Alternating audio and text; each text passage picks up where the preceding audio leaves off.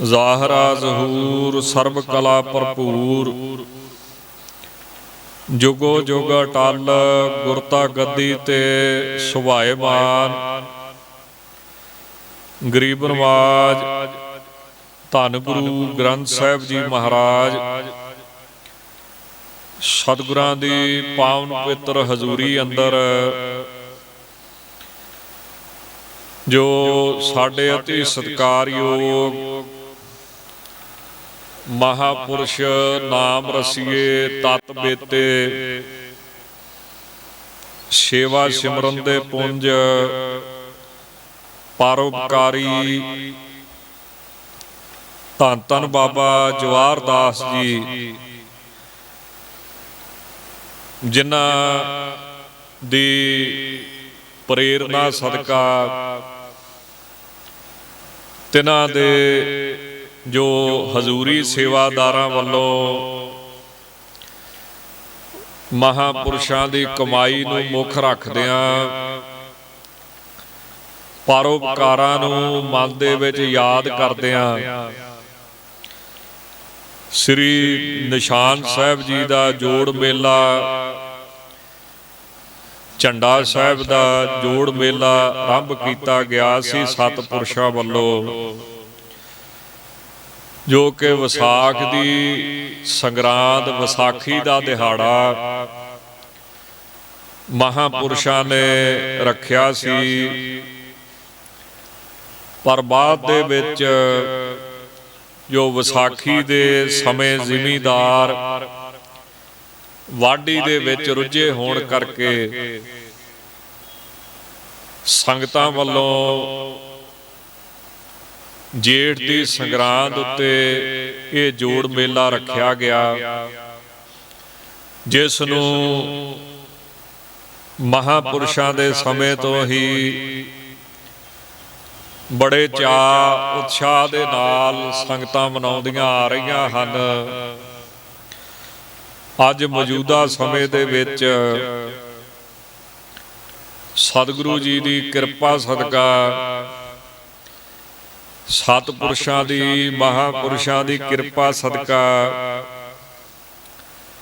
ਸਮੂਹ ਇਲਾਕਾ ਨਿਵਾਸੀ ਸੰਗਤਾਂ ਔਰ ਧੰਨ ਬਾਬਾ ਜਵਾਹਰ ਦਾਸ ਜੀ ਦੇ ਪਵਿੱਤਰ ਸਥਾਨ ਗੁਰੂ ਘਰ ਸੂਸਾਂ ਦੇ ਮੁੱਖ ਪ੍ਰਬੰਧਕ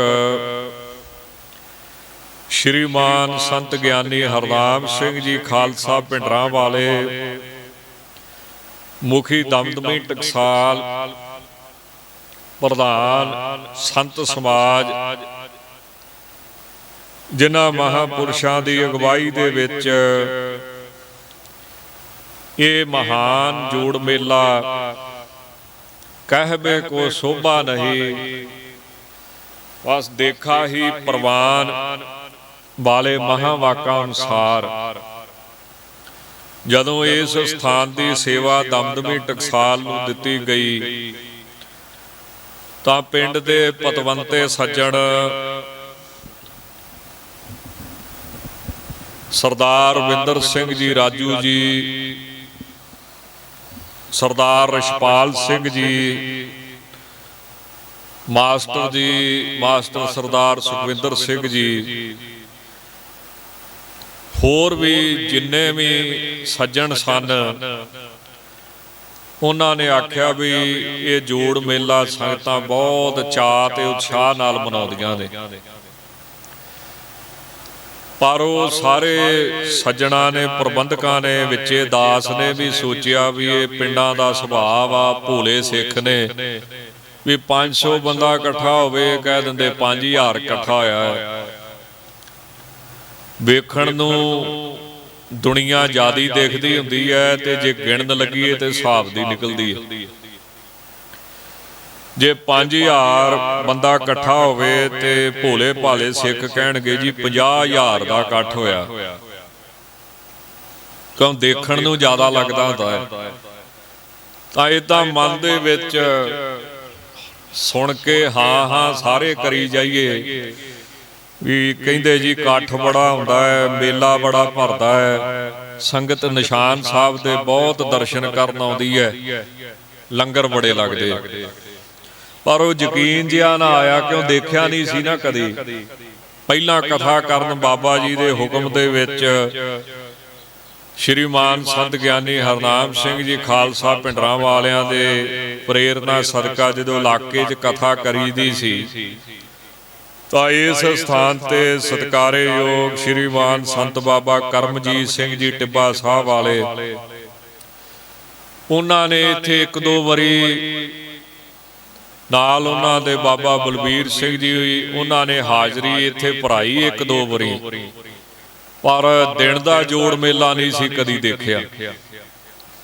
ਪਰ ਜਦੋਂ ਮਹਾਂਪੁਰਸ਼ਾਂ ਦੀ ਅਗਵਾਈ ਦੇ ਵਿੱਚ ਇਸ ਨਿਸ਼ਾਨ ਸਾਹਿਬ ਦੇ ਜੋੜ ਮੇਲੇ ਦਾ, ਝੰਡਾ ਸਾਹਿਬ ਦੇ ਜੋੜ ਮੇਲੇ ਨੂੰ ਮਨਾਇਆ ਗਿਆ, ਤਾਂ 150 ਲੰਗਰ ਜਿਹੜਾ ਹੈ ਉਹ ਆਪ ਗਿਣਿਆ ਸੀ ਸਰੂਪੇ ਬਾਬਾ ਜੀ ਦਿੰਦੇ ਸੀ ਸੰਗਤ ਨੂੰ, ਜਿੰਨਾ ਲੰਗਰ ਲਾਏ ਜਾ ਜਾ ਕੇ।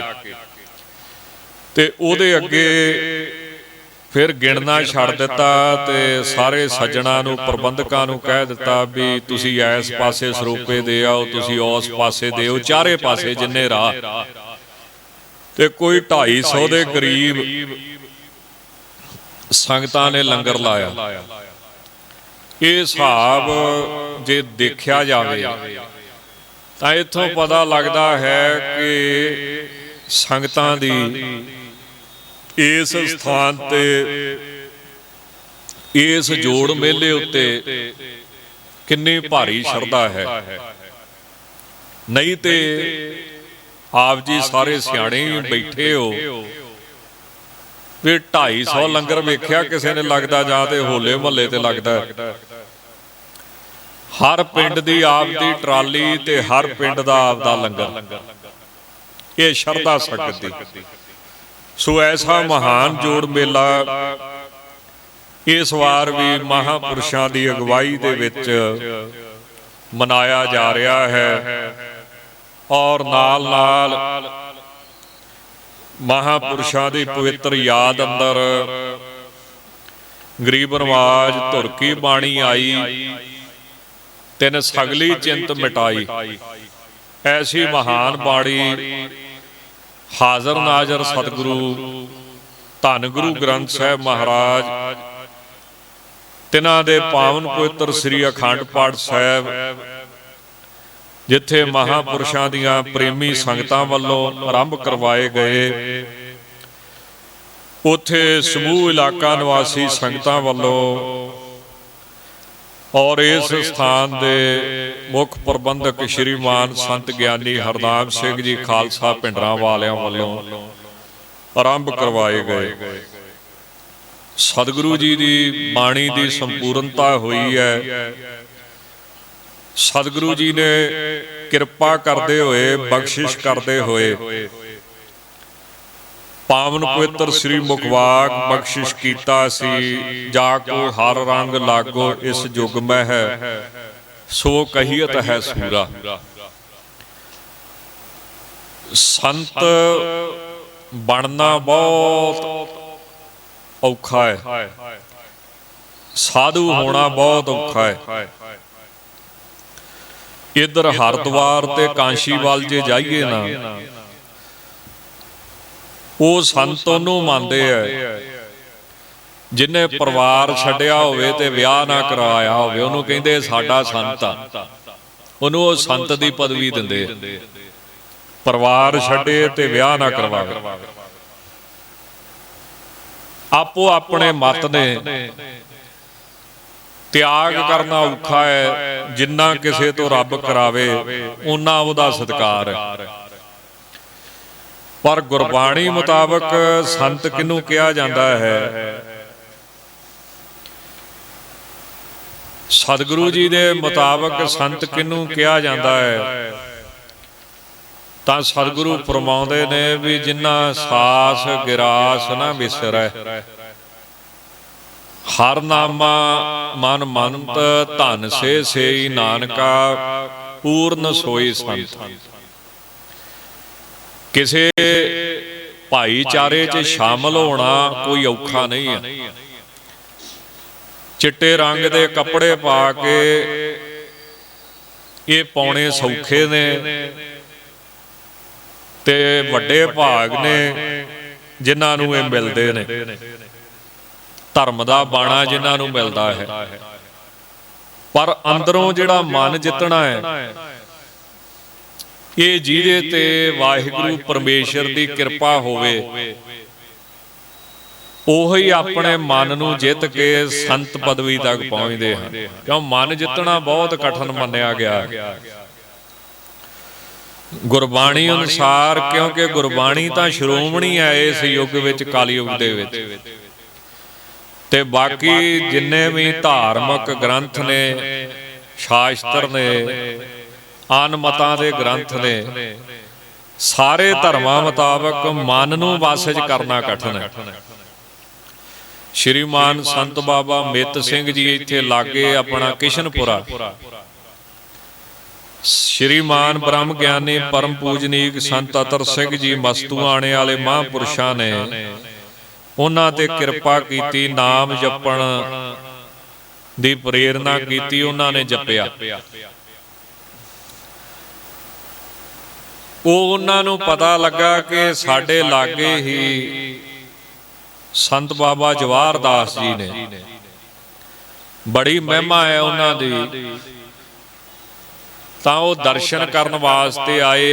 ਇੱਕ ਉਹਨਾਂ ਦੇ ਨਾਲ ਸੱਜਣ ਸਨ ਜਿਹੜੇ ਗੁਰਬਾਣੀ ਦੇ ਜਾਣਕਾਰ ਸਨ, ਅਰਥਾਂ ਦੇ ਜਾਣਕਾਰ ਸਨ, ਉਹ ਵੀ ਨਾਲ ਆਏ। ਤਾਂ ਸੰਤਾਂ ਦਾ ਸੁਭਾਅ ਜਿਹੜਾ ਉਹ ਬੜਾ ਨਿਮਰਤਾ ਵਾਲਾ ਹੁੰਦਾ ਹੈ। ਤਾਂ ਸੰਤ ਮਿੱਤ ਸਿੰਘ ਜੀ ਜਿਹੜੇ ਕਿਸ਼ਨਪੁਰ ਵਾਲੇ ਮਹਾਂਪੁਰਸ਼ ਸੀ, ਕਿਸ਼ਨਪੁਰੇ ਵਾਲੇ, ਬੜੇ ਨਿਮਰਤਾ ਵਾਲੇ ਗੁਰਮੁਖ ਗੁਰਸਿੱਖ ਸਨ। ਉਹਨਾਂ ਨੇ ਧੰਨ ਬਾਬਾ ਜਵਾਹਰ ਦਾਸ ਜੀ ਨੂੰ ਆਖਿਆ, ਮਹਾਰਾਜ ਵੀ ਅਸੀਂ ਪਰਮੇਸ਼ਰ ਨੂੰ ਮਿਲਣਾ ਚਾਹੁੰਦੇ ਹਾਂ ਤੇ ਸਾਡੇ ਤੇ ਤੁਸੀਂ ਕਿਰਪਾ ਕਰੋ, ਕੋਈ ਕਿਰਪਾ ਕਰੋ, ਕੋਈ ਯੁਗਤੀ ਦੱਸੋ। ਜਿਹੜਾ ਉਹਨਾਂ ਦੇ ਨਾਲ ਦਾ ਸੱਜਣ ਸੀ, ਉਹਨੇ ਬਾਬਾ ਜੀ ਦੀ ਰਹਿਣੀ ਬਹਿਣੀ ਦੇਖ ਕੇ ਫਿਰ ਮਨ ਦੇ ਵਿੱਚ ਕਿੰਤੂ ਪਰੰਤੂ ਆ ਗਿਆ। ਉਹਦੀ ਦੇਖ ਕੇ ਹੀ ਸ਼ਰਧਾ ਟੁੱਟ ਗਈ ਵੀ ਇਹ ਕਿੱਦਾਂ ਦਾ ਸੰਤ ਹੈ। ਸੋ ਬੜਾ ਲੰਮਾ ਪ੍ਰਸੰਗ ਹੈ, ਪਰ ਸੰਤ ਮਿੱਤ ਸਿੰਘ ਜੀ ਨੇ ਬੜੇ ਪ੍ਰੇਮ ਤੇ ਨਿਮਰਤਾ ਨਾਲ ਬੇਨਤੀ ਕੀਤੀ। ਤਾਂ ਸੰਤ ਬਾਬਾ ਜਵਾਹਰ ਦਾਸ ਜੀ ਨੇ ਆਖਿਆ, ਜੀ ਤੁਹਾਨੂੰ ਕੀ ਦੱਸਣ ਦੀ ਲੋੜ ਹੈ, ਤੁਹਾਡੇ ਉੱਤੇ ਅੱਗੇ ਹੀ ਬੜੀ ਮਹਾਰਾਜ ਦੀ ਕਿਰਪਾ ਹੈ, ਪਰਮੇਸ਼ਰ ਦੀ ਕਿਰਪਾ ਹੈ, ਪਰ ਜਿਹੜਾ ਮੇਰਾ ਤਜਰਬਾ ਹੈ ਉਹ ਇਹ ਹੈ ਵੀ ਮਨ ਨੂੰ ਜਿੱਤਣਾ ਬੜਾ ਕਠਿਨ ਹੈ। ਜਿਹਦੇ ਉੱਤੇ ਪਰਮੇਸ਼ਰ ਕਿਰਪਾ ਕਰੇ ਉਹੀ ਇਸ ਆਪਣੇ ਮਨ ਨੂੰ ਜਿੱਤ ਸਕਦਾ ਹੈ। ਤੇ ਸੰਤ ਉਹੀ ਨੇ, ਸਾਧੂ ਉਹੀ ਨੇ ਜਿਨ੍ਹਾਂ ਨੇ ਆਪਣੇ ਮਨ ਨੂੰ ਜਿੱਤਿਆ ਹੈ। ਗੁਰਬਾਣੀ ਦੇ ਵਿੱਚ ਵੀ ਸੱਚੇ ਪਾਤਸ਼ਾਹ ਨੇ ਇਸ ਗੱਲ ਉੱਤੇ ਮੋਹਰ ਲਾਈ ਹੈ ਵੀ ਜਿਹੜਾ ਮਨ ਹੈ ਇਹ ਨਾ ਗਿਆਨ ਕਿਤਾਬਾਂ ਪੜ੍ਹੀਆਂ ਹੀ ਜਿੱਤਿਆ ਜਾਂਦਾ ਹੈ, ਨਾ ਹੋਰ ਕਿਸੇ ਯੁਗਤੀਆਂ ਨਾਲ, ਧਿਆਨ ਨਾਲ, ਯੁਗਤੀਆਂ ਦਲੀਲਾਂ ਨਾਲ ਜਿੱਤਿਆ ਜਾਂਦਾ ਹੈ। ਮਨ ਉਦੋਂ ਜਿੱਤਿਆ ਜਾਂਦਾ ਹੈ ਜਦੋਂ ਗੁਰੂ ਸਾਹਿਬ ਕਿਰਪਾ ਕਰਨ। ਆਪਾਂ ਪੜ੍ਹਦੇ ਆ ਨਾ ਵੀ ਗਿਆਨ ਧਿਆਨ ਕਿਛ ਕਰਮ ਨਾ ਜਾਣਾ, ਇਹ ਕੋਈ ਗਿਆਨ ਧਿਆਨ ਉੱਥੇ ਮਾਇਨੇ ਨਹੀਂ ਰੱਖਦਾ। ਕਿਉਂ ਜਿਹਨੂੰ ਅਸੀਂ ਗਿਆਨ ਕਹਿੰਦੇ ਆ, ਧਿਆਨ ਕਹਿੰਦੇ ਆ, ਬੁੱਧੀ ਕਹਿੰਦੇ ਆ, ਇਹ ਤਾਂ ਜਾਗਰਤ ਦੀ ਅਵਸਥਾ ਵਾ। ਇਹ ਜਾਗਰਤ ਵਿੱਚ ਕੰਮ ਆਉਂਦੀ ਆ, ਸੁਪਨੇ ਵਿੱਚ ਥੋੜੀ ਬਹੁਤੀ ਚੱਲਦੀ ਆ, ਪਰ ਬਾਕੀ ਜੋ ਕਾਮ ਕ੍ਰੋਧ ਆਦਿਕ ਮੰਨਿਆ ਜਾਂਦਾ ਹੈ ਉਹ ਤਾਂ ਅਵਚੇਤਨ ਮਨ ਦੇ ਵਿੱਚ ਰਹਿੰਦਾ ਹੈ। ਤੇ ਅਵਚੇਤਨ ਮਨ ਦੇ ਵਿੱਚ ਜਿਹੜੀ ਚੀਜ਼ ਬੈਠੀ ਹੁੰਦੀ ਹੈ ਉਹਨੂੰ ਜਾਗਰਤ ਦਾ ਗਿਆਨ ਧਿਆਨ ਨਹੀਂ ਬਹੁਤਾ ਉਹਨੂੰ ਕੁਝ ਕਰ ਸਕਦਾ। ਇਹ ਜਦੋਂ ਵੀ ਜਿੱਤਿਆ ਜਾਂਦਾ ਹੈ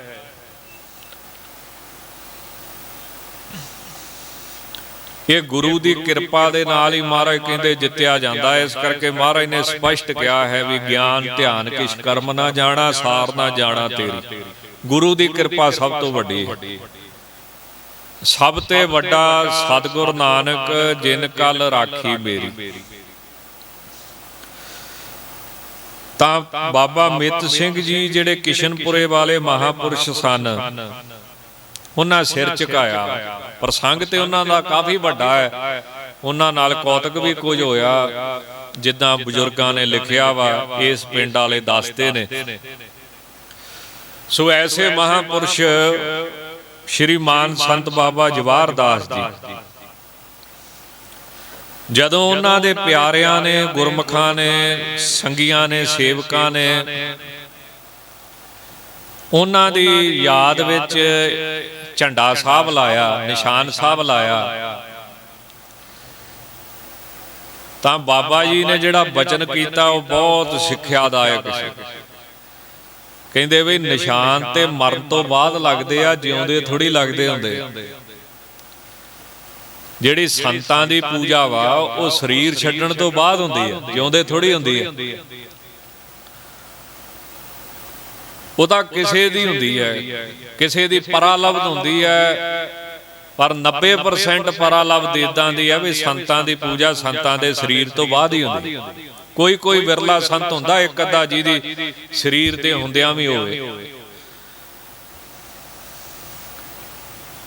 ਤਾਂ ਸਰੀਰ ਛੱਡਣ ਤੋਂ ਬਾਅਦ ਸੰਤ ਪੂਜੇ ਜਾਂਦੇ ਆ, ਜਿਉਂਦਿਆਂ ਦੇ ਨਿਸ਼ਾਨ ਥੋੜੀ ਲਾਈਦੇ ਹੁੰਦੇ ਆ, ਸੰਤਾਂ ਨੇ ਆਖਿਆ। ਵੇਖੋ ਕਿੱਡੀ ਸਿੱਖਿਆ ਵਾਲੀ ਗੱਲ। ਅਸਲੀ ਸੰਤ ਦਾ ਤੇ ਪਖੰਡੀ ਸਾਧ ਦਾ ਫਰਕ ਕੀ ਹੈ? ਜਿਹੜੇ ਪਖੰਡੀ ਆ ਨਾ, ਇਹ ਵੇਖ ਲੋ ਜਿਉਂਦੇ ਹੀ ਆਪਦੇ ਨਾਵਾਂ ਤੇ ਬਿਲਡਿੰਗਾਂ ਬਣਾਉਣ ਲੱਗ ਪੈਂਦੇ। ਇਹਨਾਂ ਨੂੰ ਭਰੋਸਾ ਹੀ ਨਹੀਂ ਆ। ਇਹਨਾਂ ਨੂੰ ਪਤਾ ਵੀ ਆਉਣ ਤੋਂ ਬਾਅਦ, ਜਾਣ ਤੋਂ ਬਾਅਦ ਲੋਕਾਂ ਸਾਨੂੰ ਛਿੱਤਰ ਹੀ ਮਾਰਦੇ।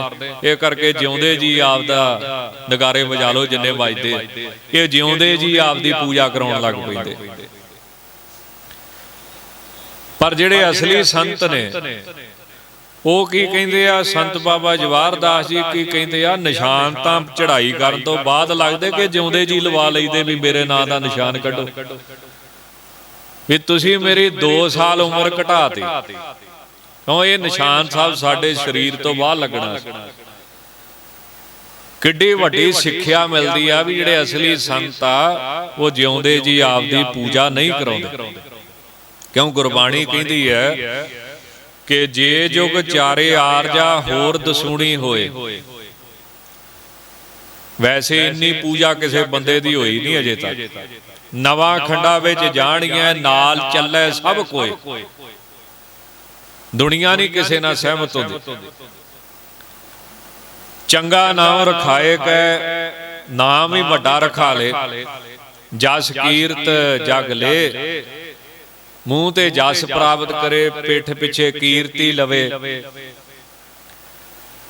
ਪਰ ਗੁਰਬਾਣੀ ਦਾ ਨਿਰਣਾ ਕੀ ਹੈ? ਜੇ ਤਿਸ ਨਦਰ ਨਾ ਆਵਈ ਤਾਂ ਬਾਤ ਨਾ ਪੁੱਛੇ ਕੀ। ਇਹ ਗੁਰਬਾਣੀ ਦਾ ਨਿਚੋੜ ਆ, ਨਿਰਣਾ। ਤਾਂ ਕਿੱਡੀ ਵੱਡੀ ਉਹਨਾਂ ਸਤਿਪੁਰਖਾਂ ਨੇ ਸਿੱਖਿਆ ਦਿੱਤੀ ਵੀ ਸੰਤ ਜਿਹੜੇ ਨੇ ਉਹ ਜਿਉਂਦੇ ਜੀ ਭਾਈ ਆਪਦੀ ਪੂਜਾ ਨਹੀਂ ਕਰਾਉਂਦੇ।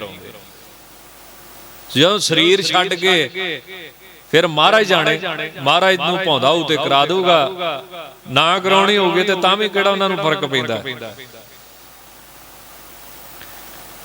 ਤਾਂ ਐਸੇ ਮਹਾਪੁਰਸ਼ ਸਤਿਪੁਰਸ਼, ਸੋ ਤਿਨਾਂ ਦਾ ਇਹ ਆਰੰਭ ਕੀਤਾ ਹੋਇਆ ਜੋੜ ਮੇਲਾ ਨਿਸ਼ਾਨ ਸਾਹਿਬ ਦਾ, ਧੰਨ ਗੁਰੂ ਗ੍ਰੰਥ ਸਾਹਿਬ ਮਹਾਰਾਜ ਦਾ ਓਟ ਆਸਰਾ ਲਿਆ ਹੈ।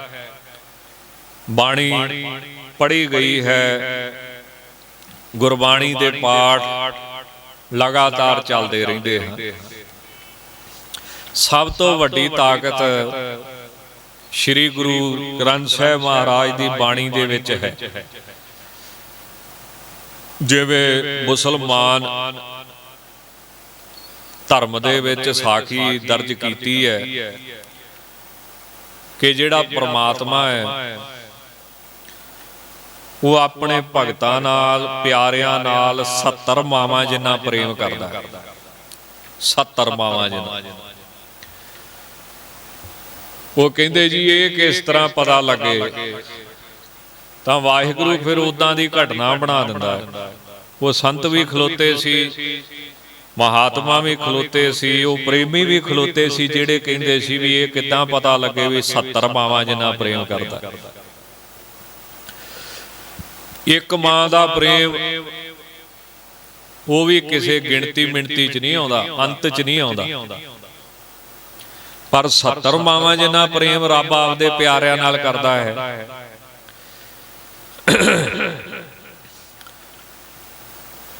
ਤਾਂ ਉਹ ਵਾਹਿਗੁਰੂ ਪਰਮੇਸ਼ਰ ਜੀ ਨੇ ਉਦਾਂ ਦਾ ਸਬੱਬ ਬਣਾਇਆ। ਘਰ ਨੂੰ ਅੱਗ ਲੱਗ ਗਈ, ਚਾਚਾ ਖਲੋਤਾ ਵਾ, ਤਾਇਆ ਖਲੋਤਾ ਵਾ, ਰਿਸ਼ਤੇਦਾਰ ਖਲੋਤੇ ਨੇ ਸਾਰੇ, ਤੇ ਮਾਂ ਦਾ ਜਿਹੜਾ ਬੱਚਾ ਸੀ ਉਹ ਅੰਦਰ ਰਹਿ ਗਿਆ, ਬਾਕੀ ਸਾਰੇ ਬਾਹਰ ਆ ਗਏ। ਹੁਣ ਦਰਦ ਤੇ ਸਭ ਨੂੰ ਹੋਵੇ, ਦੁਖੀ ਤੇ ਸਾਰੇ ਹੋਣ, ਪਰ ਅੱਗ 'ਚ ਕੋਈ ਨਾ ਵੜੇ, ਅੱਗ ਇੰਨੀ ਲੱਗੀ।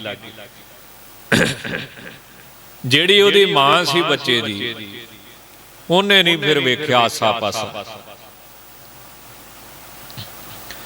ਉਹ ਅੱਗ ਦੇ ਵਿੱਚ ਗਈ, ਭਾਵੇਂ ਉਹਨੂੰ ਛੇਕ ਵੀ ਲੱਗਾ, ਸਾੜ ਵੀ ਪਿਆ, ਅੱਗ ਕਰਕੇ ਉਹਦਾ ਸਰੀਰ ਵੀ ਸੜਿਆ, ਔਰ ਉਹਨੇ ਨਹੀਂ ਪਰਵਾਹ ਕੀਤੀ, ਆਪਦਾ ਬੱਚਾ ਕੱਢ ਕੇ ਲੈ ਆਏ।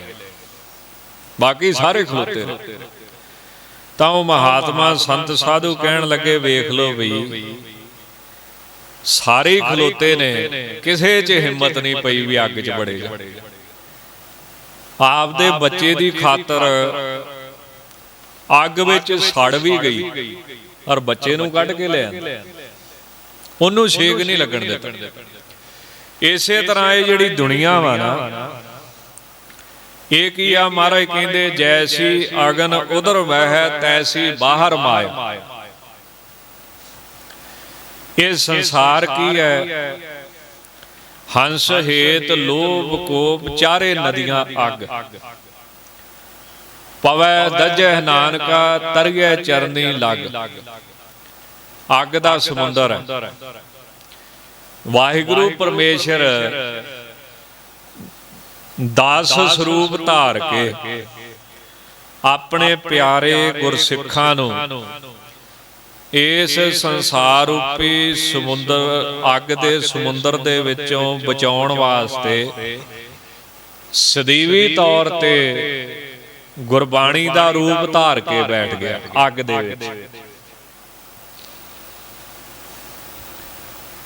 ਇਸ ਸੰਸਾਰ ਦੇ ਵਿੱਚ ਆਪਣਾ ਸਰੂਪ ਸਦੀਵੀ ਤੌਰ ਤੇ ਰੱਖਤਾ ਕਿ ਜਿਹੜਾ ਗੁਰਬਾਣੀ ਪੜ੍ਹੇਗਾ, ਗੁਰਬਾਣੀ ਵਿੱਚ ਵਾਹਿਗੁਰੂ ਆਪ ਬੈਠਾ ਹੈ, ਜਿਹੜਾ ਗੁਰਬਾਣੀ ਪੜ੍ਹੇਗਾ ਉਹ ਇਸ ਸੰਸਾਰ ਦੀ ਅੱਗ ਦੇ ਵਿੱਚ, ਉਹ ਭਾਵੇਂ ਵਿਕਾਰਾਂ ਦੀ ਅੱਗ ਹੈ, ਤ੍ਰਿਸ਼ਨਾ ਦੀ ਅੱਗ ਹੈ, ਕਾਮ ਕ੍ਰੋਧ ਦੀ ਅੱਗ ਹੈ, ਕੁਝ ਕਹਿ ਲਓ, ਇਹ ਤਾਂ ਮਨ ਨੂੰ ਸਮਝਾਉਣ ਵਾਸਤੇ ਨੇ ਜਿੰਨੇ ਵੀ ਸ਼ਬਦ ਨੇ।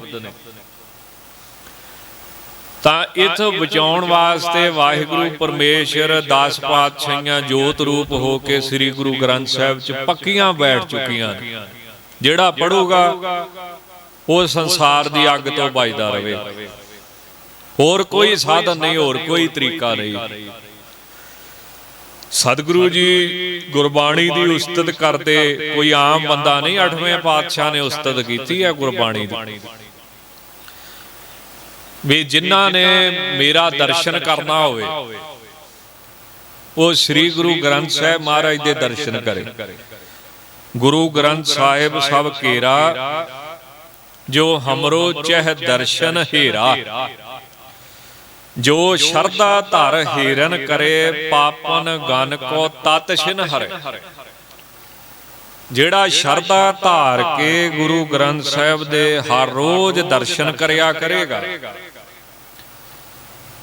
ਉਹਦੇ ਸਮੂਹ ਪਾਪ ਜਿੰਨੇ ਉਹਨੇ ਪਾਪ ਕੀਤੇ ਨੇ, ਉਹ ਦਰਸ਼ਨ ਪਰ ਸ਼ਰਧਾ ਨਾਲ, ਪ੍ਰੇਮ ਨਾਲ, ਵਿਸ਼ਵਾਸ ਨਾਲ ਜਿਹੜਾ ਕਰੂਗਾ, ਉਹਦੇ ਸਮੂਹ ਪਾਪ ਜਿਹੜੇ ਨੇ ਉਹ ਕੱਟੇ ਜਾਣਗੇ।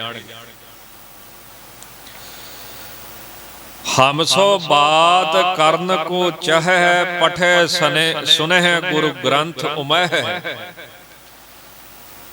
ਜਿਹੜਾ ਮੇਰੇ ਨਾਲ ਗੱਲਾਂ ਕਰਨੀਆਂ ਚਾਹੁੰਦਾ ਹੈ, ਕਿਸੇ ਅਫਸਰ ਨਾਲ ਜਾਣ ਪਛਾਣ ਹੋਵੇ ਨਾ, ਉਹ ਨਾਕੇ ਤੇ ਖਲੋਤੇ ਪੁਲਿਸ ਵਾਲਿਆਂ ਨੂੰ ਸਮਝਦਾ ਹੀ ਕੱਖ ਨਹੀਂ, ਕਹਿੰਦਾ ਪਾਸੇ ਹੋ ਲੰਘਣਾ ਮੈਂ, ਉਹ ਸਮਝਦਾ ਹੀ ਕੁਛ ਨਹੀਂ। ਜੇ ਕਿਸੇ ਅਫਸਰ ਨਾਲ ਗੱਲਬਾਤ ਹੋਵੇ, ਉਹ ਆਮ ਬੰਦੇ ਨੂੰ ਸਮਝਦਾ ਹੀ ਕੁਝ ਨਹੀਂ, ਛੋਟੇ ਮੋਟੇ ਵਰਕਰ ਨੂੰ, ਕਰਮਚਾਰੀ ਨੂੰ ਸਮਝਦਾ ਹੀ ਕੁਝ ਨਹੀਂ। ਤੇ ਮਹਾਰਾਜ ਕਹਿੰਦੇ ਆ ਵੀ ਜਿਹੜਾ ਮੇਰੇ ਨਾਲ ਗੱਲ ਕਰਨੀ ਚਾਹੁੰਦਾ, ਹੁਣ ਮਹਾਰਾਜ ਕੌਣ ਆ? ਰੱਬ ਆ, ਆਪ ਪਰਮੇਸ਼ਰ ਆ। ਕਰੋਨਾ ਵਾਇਰਸ ਚੱਲਦਾ ਪਿਆ ਨਾ, ਉਹ ਬਚਣਗੇ। ਸ੍ਰੀ ਗੁਰੂ ਗੋਬਿੰਦ ਸਿੰਘ ਮਹਾਰਾਜ ਕਹਿੰਦੇ ਬਿਮਾਰੀਆਂ ਦੁੱਖਾਂ ਤੋਂ ਕੌਣ ਬਚਾ ਸਕਦਾ ਹੈ? ਸ੍ਰੀ ਹਰਿਕ੍ਰਿਸ਼ਨ ਤੇ ਆਈ ਹੈ, ਜਿਸ ਡਿਠੈ ਸਭ ਦੁੱਖ ਜਾਏ। ਜਿਹੜੇ ਗੁਰੂ ਹਰਿਕ੍ਰਿਸ਼ਨ ਸਾਹਿਬ ਦਾ ਸਿਮਰਨ ਕਰਨਗੇ ਉਹ ਬਚ ਜਾਣਗੇ, ਜਿਹੜੇ ਉਹਨਾਂ ਦਾ ਧਿਆਨ ਧਾਰਨਗੇ, ਜਿਹੜੇ ਉਹਨਾਂ ਤੇ ਭਾਵਨਾ ਰੱਖਣਗੇ। ਤਾਂ ਮਹਾਰਾਜ ਕਹਿੰਦਾ ਵੀ ਜਿਹੜਾ ਮੇਰੇ ਨਾਲ ਗੱਲਬਾਤ ਰੱਖਣੀ ਚਾਹੁੰਦਾ ਵਾ, ਰੱਖਦੇ ਆ ਨਾ ਮੁੱਖ ਮੰਤਰੀ ਨਾਲ ਗੱਲਬਾਤ, MLA ਨਾਲ ਗੱਲਬਾਤ, ਪਿੰਡ 'ਚ ਜਿੱਡਾ ਮਰਜ਼ੀ ਚੰਗਾ ਬੰਦਾ ਹੋਵੇ, ਉਹਦੀ ਮਾਤਾ ਚੜ੍ਹਾਈ ਕਰ ਜੇ, ਉਹਦਾ ਪਿਤਾ ਚੜ੍ਹਾਈ ਕਰ ਜੇ, ਅਫਸੋਸ ਕਰ ਨਹੀਂ ਜਾਣਾ। ਮੰਤਰੀ ਜਿੱਡਾ ਮਰਜ਼ੀ ਚੋਰ ਹੋਵੇ ਸਿਰੇ ਦਾ, ਪਰ ਉੱਥੇ ਜ਼ਰੂਰ ਜਾਣਾ, ਕਿਉਂ ਉਹਦੀ ਸਰਕਾਰੇ ਦਰਬਾਰੇ ਪਹੁੰਚ ਆ ਨਾ, ਫਿਰ ਰੱਖਣੀ ਪੈਂਦੀ। ਕੀ ਕਰੀਏ, ਰਾਜਨੀਤੀ ਆ ਨਾ, ਇਹਦੇ ਬਿਨਾਂ ਵੀ ਕੰਮ ਨਹੀਂ ਚੱਲਦਾ। ਤਾਂ ਜਿਵੇਂ ਦੁਨਿਆਵੀ ਬੰਦੇ ਕਿਸੇ ਤਾਕਤ ਵਾਲੇ ਨਾਲ ਰੱਖਦੇ ਆ, ਤਾਂ ਮਹਾਰਾਜ ਕਹਿੰਦੇ ਜਿਹੜੇ ਮੇਰੇ ਨਾਲ ਰੱਖਣੀ ਚਾਹੁੰਦੇ ਆ, ਉਹ ਗੁਰੂ ਗ੍ਰੰਥ ਸਾਹਿਬ ਦਾ ਪਾਠ ਕਰਿਆ ਕਰਨ, ਉਮਾ ਨਾਲ, ਪ੍ਰੇਮ ਨਾਲ, ਜਿਹਨੂੰ ਕਹਿੰਦੇ ਆਨੰਦ ਲੈਣਾ। ਇੱਕ ਤਾਂ ਹੁੰਦਾ ਨਾ ਪਾਠ ਕਰਨਾ, ਇੱਕ ਹੁੰਦਾ ਆਨੰਦ ਲੈਣਾ। ਜਿਹੜੇ ਗੁਰਬਾਣੀ ਚੋਂ ਆਨੰਦ ਲੈਣ, ਰਸ ਲੈਣ, ਉਮਾ ਨਾਲ ਪਾਠ ਕਰਨ ਜਾਂ ਸੁਣਨ, ਇਹ 'ਚ ਫਰਕ ਹੁੰਦਾ, ਪਾਠ ਲੈਣਾ ਤੇ ਆਨੰਦ ਲੈਣਾ। ਜਿਵੇਂ ਉੱਥੇ ਮਹਿਤੇ ਆਪਣੇ ਬਾਕੀ ਜਿੰਨੇ ਸੰਤ ਸਾਧੂ ਆ, ਉਹ ਕਹਿੰਦੇ ਆ ਵੀ ਮੂੰਹ 'ਚ ਪਾਠ ਕਰੋ, ਤੇ ਬਾਬਾ ਜੀ ਕਹਿੰਦੇ ਆ ਵੀ ਉੱਚੀ ਬੋਲ ਕੇ ਕਰੋ। ਜਿੰਨਾ ਸੁਖਮਨੀ ਸਾਹਿਬ ਦਾ ਅਖੰਡ ਪਾਠ ਕਰਦੇ ਆ, ਉਹ ਸਾਰਾ ਉੱਚੀ ਬੋਲ ਕੇ ਹੁੰਦਾ। ਤਾਂ ਜਦੋਂ ਅਸੀਂ ਮੂੰਹ ਦੇ ਵਿੱਚ ਪਾਠ ਕਰਦੇ ਆ ਨਾ, ਉਦੋਂ ਫਿਰ ਸਾਡੀ ਸੋਚ ਹਾਵੀ ਹੋ ਜਾਂਦੀ, ਖਿਆਲ ਹਾਵੀ ਹੋ ਜਾਂਦੇ, ਬਾਣੀ ਭੁੱਲ ਜਾਈਦੀ ਆ, ਸ਼ਬਦ ਭੁੱਲ ਜਾਈਦਾ ਵਾ, ਤੇ ਖਿਆਲਾਂ 'ਚ ਖੁੱਭ ਜਾਈਦਾ।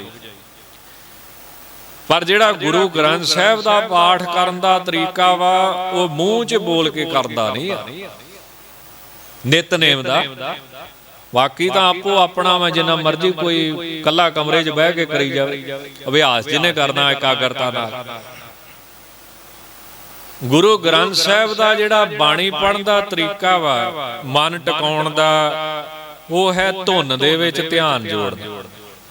ਧੁਨ ਮਹਿ ਧਿਆਨ, ਧਿਆਨ ਮਹਿ ਜਾਣਿਆ, ਲਿਖਿਆ ਕਿ ਨਹੀਂ ਮਹਾਰਾਜ?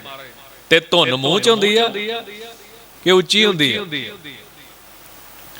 ਮੰਨ ਲਓ ਚਲੋ ਸ਼ਬਦ ਦੀ ਧੁਨ ਤੇ ਜਿਹੜੇ ਬ੍ਰਹਮ ਗਿਆਨੀ ਹੋਣਗੇ, ਉਹਨਾਂ ਨੂੰ ਪਤਾ ਹੋਊਗੀ ਵੀ ਕਿੱਦਾਂ ਦੀ ਹੋਊਗੀ, ਸੰਤਾਂ ਨੂੰ ਪਤਾ ਹੋਊ ਜਿਹੜੇ ਜਪਦੇ ਹੋਣਗੇ। ਕੀਰਤਨ ਦੀ ਧੁਨ ਸੁਣਦੀ ਕਿ ਨਹੀਂ? ਬਾਹਰ ਸਪੀਕਰ ਲੱਗੇ ਹੁੰਦੇ।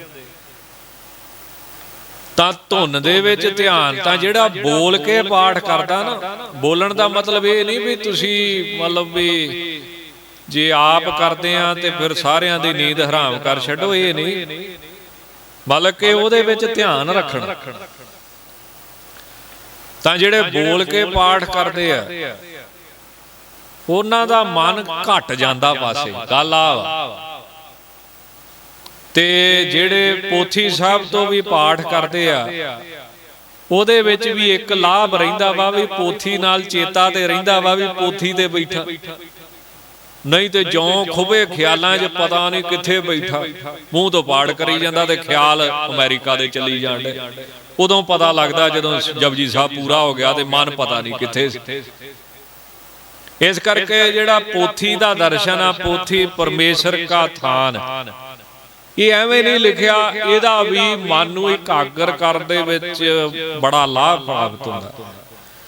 ਤੇ ਜਿਹੜਾ ਬੋਲ ਕੇ ਪਾਠ ਕਰਨਾ ਧੁਨ ਮੈਂ ਧਿਆਨ ਧਿਆਨ ਮੈਂ ਜਾਣਿਆ, ਇਹ ਤਾਂ ਫਿਰ ਮਹਾਰਾਜ ਨੇ ਦੱਸਿਆ ਹੀ। ਤਾਂ ਮਹਾਰਾਜ ਕਹਿੰਦੇ ਬਈ ਜਿਹਨੇ ਮੇਰੇ ਨਾਲ ਗੱਲਬਾਤ ਰੱਖਣੀ ਆ, ਹਮ ਸੋ ਬਾਤ ਕਰਨ ਕੋ ਚਾਹੇ, ਉਹ ਕੀ ਕਰੇ, ਪਠੇ ਸੁਨੇ ਗੁਰ ਗ੍ਰੰਥ ਮਹਿ, ਉਹ ਆਨੰਦ ਦੇ ਨਾਲ ਗੁਰੂ ਗ੍ਰੰਥ ਸਾਹਿਬ ਦਾ ਪਾਠ ਕਰੇ। ਹੁਣ ਆਪਾਂ ਜਦੋਂ ਸ੍ਰੀ ਗੁਰੂ ਗ੍ਰੰਥ ਸਾਹਿਬ ਜੀ ਦਾ ਪਾਠ ਕਰਦੇ ਆਂ ਤਾਂ ਜਿਹੜੇ ਕਰਦੇ ਹੋਣਗੇ ਉਹਨਾਂ ਨੂੰ ਰਾਸ ਆਉਂਦਾ ਹੋਊਗਾ, ਪਰ ਜਿਹੜੀ ਬਾਕੀ ਸੰਗਤ ਆ ਉਹ ਪਤਾ ਕੀ ਕਹੂਗੀ, ਭੋਗ ਦੇ ਸ਼ਲੋਕ ਸੁਣਾਂਗੇ। ਕਿਉਂ ਜਦੋਂ ਭੋਗ ਦੇ ਸ਼ਲੋਕ ਪ੍ਰੇਮ ਨਾਲ ਪੜ੍ਹੇ ਜਾਂਦੇ ਆ, ਸਵਾਦ ਆਉਂਦਾ ਸੁਣਨ ਵਾਲੇ, ਰਾਸ ਆਉਂਦਾ ਸੁਣਨ ਵਾਲੇ, ਤੇ ਬਹਿ ਕੇ ਟੇਕ ਕੇ ਸੰਗਤ ਪ੍ਰੇਮ ਨਾਲ ਸੁਣਦੀ। ਤਾਂ ਸ੍ਰੀ ਗੁਰੂ ਹਰਿਕ੍ਰਿਸ਼ਨ ਸਾਹਿਬ ਕਹਿੰਦੇ, ਭਾਈ ਸੰਤੋਖ ਸਿੰਘ ਜੀ ਲਿਖਦੇ ਨੇ ਵੀ ਤਿਸ ਮੈਂ ਕਹਿਓ ਜੋ ਕਰੈ ਕਮਾਵਨ, ਚਾਰ ਪਦਾਰਥ ਲੈ ਮਨ ਪਾਵਨ, ਪਰੈ ਕੇ ਸੰਕਟ ਹੋਈ ਸਰਨ ਗ੍ਰੰਥ ਸਾਹਿਬ ਕੀ ਜਾਈ। ਜੇ ਕੋਈ ਦੁੱਖ ਪੈ ਜੇ ਤਾਂ ਗੁਰੂ ਗ੍ਰੰਥ ਸਾਹਿਬ ਦੀ ਸ਼ਰਨ ਜਾਵੇ, ਜਿੱਥੇ ਮਹਾਰਾਜ ਦਾ ਪ੍ਰਕਾਸ਼ ਆ ਉੱਥੇ ਜਾਵੇ, ਗਲ 'ਚ ਪੱਲਾ ਪਾ ਕੇ ਹੱਥ ਜੋੜ ਕੇ। ਜੇ ਕੋਈ ਦੁੱਖ ਆ ਜੇ, ਤਕਲੀਫ ਆ ਜੇ, ਤਾਂ ਤਿਸਨ ਸਤਿਗੁਰ ਬਨੇ ਸਹਾਇ। ਇਹ 8ਵੇਂ ਪਾਤਸ਼ਾਹ ਦੇ ਬਚਨ ਆ ਕਿ ਗੁਰੂ ਮਹਾਰਾਜ ਉਹਦੀ ਸਹਾਇਤਾ ਕਰਨਗੇ, ਉਹਦੀ ਬਾਹ ਫੜਨਗੇ। ਜਿਹਨੂੰ ਕੋਈ ਦੁੱਖ ਹੋਵੇ, ਤਕਲੀਫ ਹੋਵੇ, ਤਾਂ ਉਹ ਗੁਰੂ ਗ੍ਰੰਥ ਸਾਹਿਬ ਦੀ ਸ਼ਰਨ ਲਵੇ ਜਾ। ਇਸੇ ਤਰ੍ਹਾਂ ਹੋਰ ਵੀ ਬੜੇ ਪਵਿੱਤਰ ਬਚਨ ਨੇ। ਸੋ ਐਸੀ ਮਹਾਨ ਬਾਣੀ ਦਾ ਪ੍ਰਵਾਹ ਇਸ ਸਥਾਨ ਤੇ ਚੱਲਦਾ ਹੀ ਰਹਿੰਦਾ ਹੈ। 5-5 ਖੰਡ ਪੜ ਸਾਹਿਬ, 8-8 ਖੰਡ ਪੜ ਸਾਹਿਬ। ਤਾਂ ਸੰਗਤਾਂ ਦੀ ਜੇ ਕਾਮਨਾ ਪੂਰੀ ਹੁੰਦੀ ਤੇ ਸੰਗਤ ਕਰਾਉਂਦੀ ਆ, ਉਦਾਂ ਐਵੇਂ ਥੋੜੀ ਕੋਈ ਕਰਾ ਦਿੰਦਾ। ਜਿਹਦਾ ਕੋਈ ਕੰਮ ਬਣਦਾ ਹੈ ਫਿਰ ਸੰਗਤ ਜਿਹੜੀ ਹੈ ਉਹ ਇੱਥੇ ਪਾਠ ਕਰਾਉਂਦੀ। ਇੱਕ ਆ ਪਿੱਛੇ ਸੱਜਣ ਸੀ, ਕਰੋਨਾ ਵਾਇਰਸ ਬੜੀ ਭਿਆਨਕ ਬਿਮਾਰੀ ਚੱਲਦੀ ਪਈ ਹੈ, ਤਾਂ ਸਾਹ ਦੀ ਬੜੀ ਪ੍ਰੋਬਲਮ ਆ ਰਹੀ ਹੈ। ਉਹਨੇ ਅਖੰਡ ਪਾਠ ਸਾਹਿਬ ਇਸ ਸਥਾਨ ਤੇ, ਮਹਾਂਪੁਰਸ਼ਾਂ ਦੇ ਪਵਿੱਤਰ ਸਥਾਨ ਤੇ ਕਰਾਏ। ਪਿਛਲੇ ਜੋੜ ਮੇਲੇ ਦੀ ਗੱਲ ਉਹ ਦੇਖ ਲਓ, ਹਸਪੀਟਲ ਦੇ ਬੈੱਡ ਤੇ ਮਸ਼ੀਨਾਂ ਲੱਗੀਆਂ, ਵੈਂਟੀਲੇਟਰ ਤੇ ਪਿਆ ਸੀ। ਮਹਾਰਾਜ ਨੇ 9/9 ਕਰਕੇ ਘਰ ਭੇਜਤਾ। ਤਾਂ ਜਿਹੜਾ ਭਾਵਨਾ ਰੱਖਦਾ ਹੈ ਉਹਨੂੰ ਗੁਰਬਾਣੀ ਫਲ ਦਿੰਦੀ। ਤਾਂ ਮਹਾਂਪੁਰਸ਼ਾਂ ਦਾ ਇਹ ਪਵਿੱਤਰ ਦਿਹਾੜਾ, ਨਿਸ਼ਾਨ ਸਾਹਿਬ ਦਾ ਦਿਹਾੜਾ, ਗੁਰਬਾਣੀ ਨੇ ਮਹਾਂਪੁਰਸ਼ਾਂ ਦੀ ਮਹਿਮਾ ਗਾਇਨ ਕੀਤੀ ਹੈ। ਗੁਰਬਾਣੀ ਕੀ ਕਹਿੰਦੀ ਹੈ ਕਿ ਆਤਮ ਰਸ ਜਿਹ ਜਾਣਿਆ, ਹਰ ਰੰਗ ਸਹਿਜੇ ਮਾਣ, ਨਾਨਕ ਧੰਨ ਧੰਨ ਧੰਨ ਜਨ ਆਏ ਤੇ ਪ੍ਰਵਾਨ। ਆਇਆ ਸਫਲ ਤਾਹੂ ਕੋ ਗਨੀਐ, ਜਾਸ ਰਸਨ ਹਰ ਹਰ ਜਸ ਭਨੀਐ। ਉਹਨਾਂ ਦਾ ਆਇਆ ਹੋਇਆ ਸੰਸਾਰ ਦੇ ਵਿੱਚ ਸਫਲਾ ਹੈ। ਸਫਲਾ ਭਾਵ ਕਿਸੇ ਗਿਣਤੀ ਜਾ, ਬਾਕੀ ਤੇ ਪਤਾ ਨਹੀਂ ਕਿੰਨੀ ਕੁ ਦੁਨੀਆ ਜੰਮਦੀ ਆ, ਕਿੰਨੀ ਕੁ ਮਰਦੀ ਆ, ਹੈ ਕਿਸੇ ਨੂੰ ਚੇਤਾ ਕਿਸੇ ਦਾ? ਅੱਜ ਤੱਕ ਕਿੰਨੀ ਦੁਨੀਆ ਜੰਮੀ ਆ ਤੇ ਕਿੰਨੀ ਮਰ ਚੁੱਕੀ ਆ, ਕਿਸੇ ਨੂੰ ਚੇਤਾ ਹੈ? ਪਰ ਕਿਸੇ ਨੂੰ ਪੁੱਛ ਲੋ ਕਬੀਰ ਸਾਹਿਬ ਕੌਣ ਆ, ਮਿੰਟ 'ਚ ਦੱਸੂਗਾ ਭਗਤ ਜੀ, ਸੰਤ ਜੀ। ਤਾਂ ਮਹਾਰਾਜ ਕਹਿੰਦੇ ਉਹੋ ਹੀ ਕਿਸੇ ਗਿਣਤੀ 'ਚ, ਖਿਆਲ 'ਚ ਦੁਨੀਆ ਉਹਨਾਂ ਨੂੰ ਯਾਦ ਰੱਖਦੀ ਹੈ ਜਿਹੜੇ ਵਾਹਿਗੁਰੂ ਦਾ ਸਿਮਰਨ ਕਰਦੇ। ਆਇਆ ਸਫਲ ਤਾਹੂ ਕੋ ਗਨੀਏ,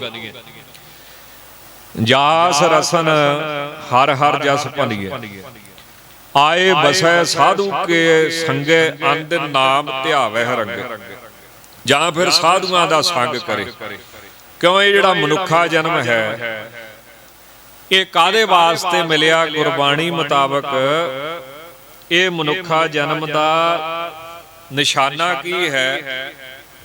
ਵਾਹਿਗੁਰੂ ਦੀ ਪ੍ਰਾਪਤੀ ਜਾਂ ਜੀਵਨ ਮੁਕਤੀ, ਪਰਮ ਆਨੰਦ ਦੀ ਪ੍ਰਾਪਤੀ, ਜਾਂ ਭਗਵਾਨ ਦੀ ਪ੍ਰਾਪਤੀ ਕਰੇ ਜਾਂ ਮੁਕਤ ਹੋਵੇ। ਬਹੁਤੇ ਜਿਹੜੇ ਸੰਸਾਰ ਦੇ ਲੋਕ ਹੈ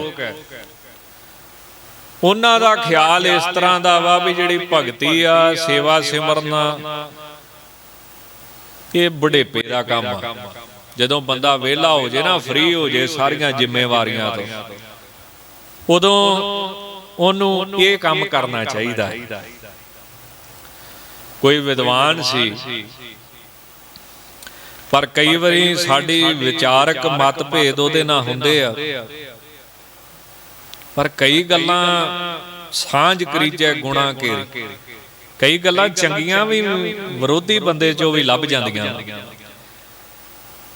ਮਹਾਤਮਾ ਗਾਂਧੀ ਹੈ, ਉਹਦੇ ਨਾਲ ਆਪਣਾ ਵਿਚਾਰਕ ਮਤਭੇਦ, ਪਰ ਇੱਕ ਗੱਲ ਉਹਨੇ ਅੰਗਰੇਜ਼ੀ ਦੇ ਲੇਖ 'ਚ ਬੜੀ ਕਮਾਲ ਦੀ ਲਿਖੀ, ਪੜ੍ਹਨਾ ਚਾਹੀਦਾ ਸਾਰਿਆਂ ਨੂੰ ਥੋੜਾ ਬਹੁਤ। ਉਹਨੂੰ ਕਿਸੇ ਨੇ ਆਖਿਆ ਵੀ ਤੂੰ ਆਪਣੇ ਆਪ ਨੂੰ ਮਹਾਤਮਾ ਕਹਾਉਣਾ ਵਾ, ਪੂਜਾ ਪਾਠ ਕਰਦਾ, ਇਹ ਤਾਂ ਬੁਢੇਪੇ ਦਾ ਕੰਮ। ਹਾਲਾਂਕਿ ਮਹਾਤਮਾ ਗਾਂਧੀ ਨਾਲ ਆਪਣਾ ਤਾਂ ਜਿਹੋ ਜਿਹਾ ਮਤਭੇਦ ਹੈ, ਪਤਾ ਹੀ ਆ ਸਿੱਖਾਂ ਦੇ ਨਾਲ, ਜੋ ਇਹਨਾਂ ਨੇ ਵਾਅਦੇ ਕੀਤੇ ਬਾਅਦ ਮੁੱਕਰ ਗਏ। ਨਹਿਰੂ ਹੋ ਗਿਆ, ਗਾਂਧੀ ਹੋ ਗਿਆ, ਸਾਰੇ ਬਾਜ ਮੁੱਕਰ ਗਏ। ਤੇ ਜੋ ਇਹਨਾਂ ਕਰਤੂਤਾਂ ਕੀਤੀਆਂ, ਸਰਦਾਰ ਕਪੂਰ ਸਿੰਘ ਜੀ ISI ਅਫਸਰ ਨੇ, ਉਹਨਾਂ ਲਿਖੀਆਂ ਵੀ। ਪਰ ਜੇ ਗੁਣ ਦੀ ਗੱਲ ਕਰੀਏ ਤਾਂ ਗੁਣ ਦੁਸ਼ਮਣ ਤੋਂ ਵੀ ਮਿਲਦਾ। ਉਹਨੂੰ ਕਿਸੇ ਨੇ ਆਖਿਆ ਵੀ ਇਹ ਭਗਤੀ ਪੂਜਾ ਪਾਠ ਤਾਂ ਬੁਢੇਪੇ ਦੇ ਕੰਮ ਆ। ਉਹਨੇ ਜਿਹੜਾ ਜਵਾਬ ਦਿੱਤਾ, ਕਮਾਲ ਦਾ ਜਵਾਬ ਦਿੱਤਾ, ਤਿੱਖਾ ਸੀ ਨਾ ਬੰਦਾ, ਫਿਰ ਜਿਹੜਾ ਬੇਵਕੂਫ ਬਣਾ ਗਿਆ ਸਾਰਿਆਂ ਨੂੰ। ਕਹਿੰਦਾ ਤੇਰਾ ਮਤਲਬ ਇਹ ਆ ਵੀ ਜਿਵੇਂ, ਤੇਰੇ ਕਹਿਣ ਦਾ ਮਤਲਬ ਇਹ ਆ ਵੀ ਜਿਵੇਂ ਕੋਈ ਬੰਦਾ ਰੋਜ਼ ਨਹਾਉਂਦਾ ਹੋਵੇ ਤੇ ਉਹਨੂੰ ਕੋਈ ਕਵੇ ਵੀ ਰੋਜ਼ ਨਹੀਂ ਨਹਾਈਦਾ ਹੁੰਦਾ, ਵੀ ਤੂੰ ਇਹ ਕਹਿਣਾ ਚਾਹੁੰਦਾ ਵਾ ਵੀ ਰੋਜ਼ ਪਾਠ ਪੂਜਾ ਨਹੀਂ ਕਰੀਦੀ ਹੁੰਦੀ ਤੇ ਬੁਢੇਪੇ ਜਾ ਕੇ ਕਰੀਦੀ ਹੁੰਦੀ। ਜਿਵੇਂ ਕੋਈ ਬੰਦਾ ਰੋਜ਼ ਇਸ਼ਨਾਨ ਕਰਦਾ ਹੋਵੇ, ਸਰੀਰ ਦੀ ਸਫਾਈ ਕਰਦਾ ਹੋਵੇ, ਤੇ ਤੁਸੀਂ ਉਹਨੂੰ ਡੱਕ ਦੋ, ਨਾ ਨਾ ਰੋਜ਼ ਨਹੀਂ ਨਹਾਈਦਾ ਹੁੰਦਾ, ਰੋਜ਼ ਨਹੀਂ ਪਿੰਡੇ ਪਾਣੀ ਪਾਈਦਾ ਹੁੰਦਾ, ਕਿਤੇ ਕਿਤੇ 2 ਮਹੀਨੇ 3 ਮਹੀਨੇ 6 ਮਹੀਨੇ ਕਰੀਦਾ ਹੁੰਦਾ। ਫਿਰ ਕੀ ਤੂੰ ਇਹ ਕਹਿਣਾ ਚਾਹੁੰਦਾ? ਮੈਨੂੰ ਇਹ ਗੱਲ ਚੰਗੀ ਲੱਗੀ। ਹਾਲਾਂਕਿ ਆਪਣਾ ਵਿਚਾਰਕ ਮਤਭੇਦ ਆ ਸਾਰਿਆਂ ਦਾ, ਕਿਉਂਕਿ ਆਪਾਂ ਨੂੰ ਜੋ ਗੁਰੂ ਮਹਾਰਾਜ ਨੇ ਸਿਧਾਂਤ ਦਿੱਤੇ ਨੇ ਉਹ ਉਹਦੇ ਵਿਚਾਰਾਂ ਨਾਲ ਰਲਦੇ ਨਹੀਂ। ਤਾਂ ਬਹੁਤੇ ਲੋਕ ਕਹਿੰਦੇ ਆ ਵੀ ਜਿਹੜੀ ਭਗਤੀ ਹੈ ਇਹ ਆਪਣੇ ਬੁਢੇਪੇ 'ਚ ਕਰਨੀ ਚਾਹੀਦੀ, ਪਰ ਇਹ ਗਲਤ ਵਿਚਾਰਧਾਰਾ ਹੈ। ਗੁਰਬਾਣੀ ਦੇ ਅਨੁਸਾਰ 3 ਤਰ੍ਹਾਂ ਦੇ ਇਨਸਾਨ ਮੰਨੇ ਗਏ। ਸ਼੍ਰੀਮਾਨ ਸੰਤ ਸ਼ਾਮ ਸਿੰਘ ਜੀ ਮਹਾਰਾਜ ਹੋਏ ਨੇ ਸ੍ਰੀ ਅੰਮ੍ਰਿਤਸਰ ਸਾਹਿਬ ਵਾਲੇ, ਜਿਨ੍ਹਾਂ ਨੇ ਪਵਿੱਤਰ ਗ੍ਰੰਥ ਲਿਖਿਆ ਸ੍ਰੀ ਭਗਤ ਪ੍ਰੇਮ ਪ੍ਰਕਾਸ਼। ਉਹਨੂੰ ਪੜ੍ਹਿਆ, ਭਗਤੀ ਵਾਹਿਗੁਰੂ ਜੀ ਦਾ ਪ੍ਰੇਮ, ਇਹ 2 ਚੀਜ਼ਾਂ ਮਿਲਦੀਆਂ ਨੇ। ਪ੍ਰੇਮਾ ਭਗਤੀ ਮਿਲ ਜਾਂਦੀ, ਪ੍ਰੇਮ ਪੈ ਜਾਂਦਾ ਰੱਬ ਦਾ। ਤੇ ਉਸ ਗ੍ਰੰਥ ਦੀ ਮਰਿਆਦਾ ਇਹ ਆ ਕਿ ਕੜਾਹ ਪ੍ਰਸ਼ਾਦ ਦੀ ਦੇਗ ਕਰਕੇ ਸ੍ਰੀ ਗੁਰੂ ਰਾਮਦਾਸ ਸਾਹਿਬ ਜੀ ਨੂੰ ਭੋਗ ਲਵਾਵੇ, ਮਹਾਰਾਜ ਦਾ ਨਾਮ ਲੈ ਕੇ ਅਰਦਾਸ ਕਰੇ, ਫਿਰ ਉਹ ਗ੍ਰੰਥ ਪੜ੍ਹਨ ਦੀ ਆਗਿਆ। ਆਦ ਮੱਧ ਅੰਤ ਏਦਾਂ ਹੀ ਕਰੇ। ਔਰ ਫਿਰ ਉਹ ਕੀ ਕਰੇ? ਉਹ ਗ੍ਰੰਥ ਪੜ੍ਹਨ ਦਾ ਅਧਿਕਾਰੀ ਉਹ ਆ ਜਿਹਨੇ ਸਾਰੀ ਉਮਰ ਸੰਤਾਂ ਦੀ ਨਿੰਦਿਆ ਨਹੀਂ ਕੀਤੀ।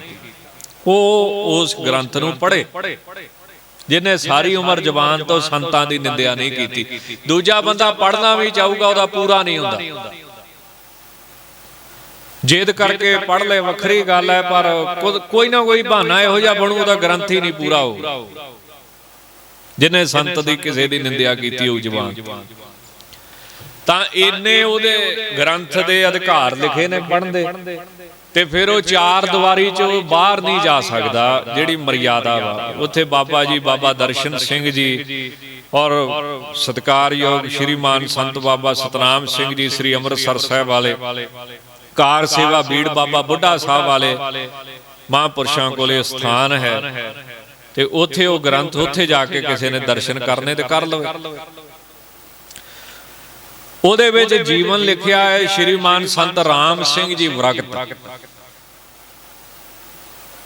ਵਿਰਗਤ ਮਹਾਂਪੁਰਸ਼ ਸੰਤ ਰਾਮ ਸਿੰਘ ਜੀ, ਮਹਾਂਪੁਰਸ਼ ਬ੍ਰਹਮ ਗਿਆਨੀ ਤਤਵੇਤੇ,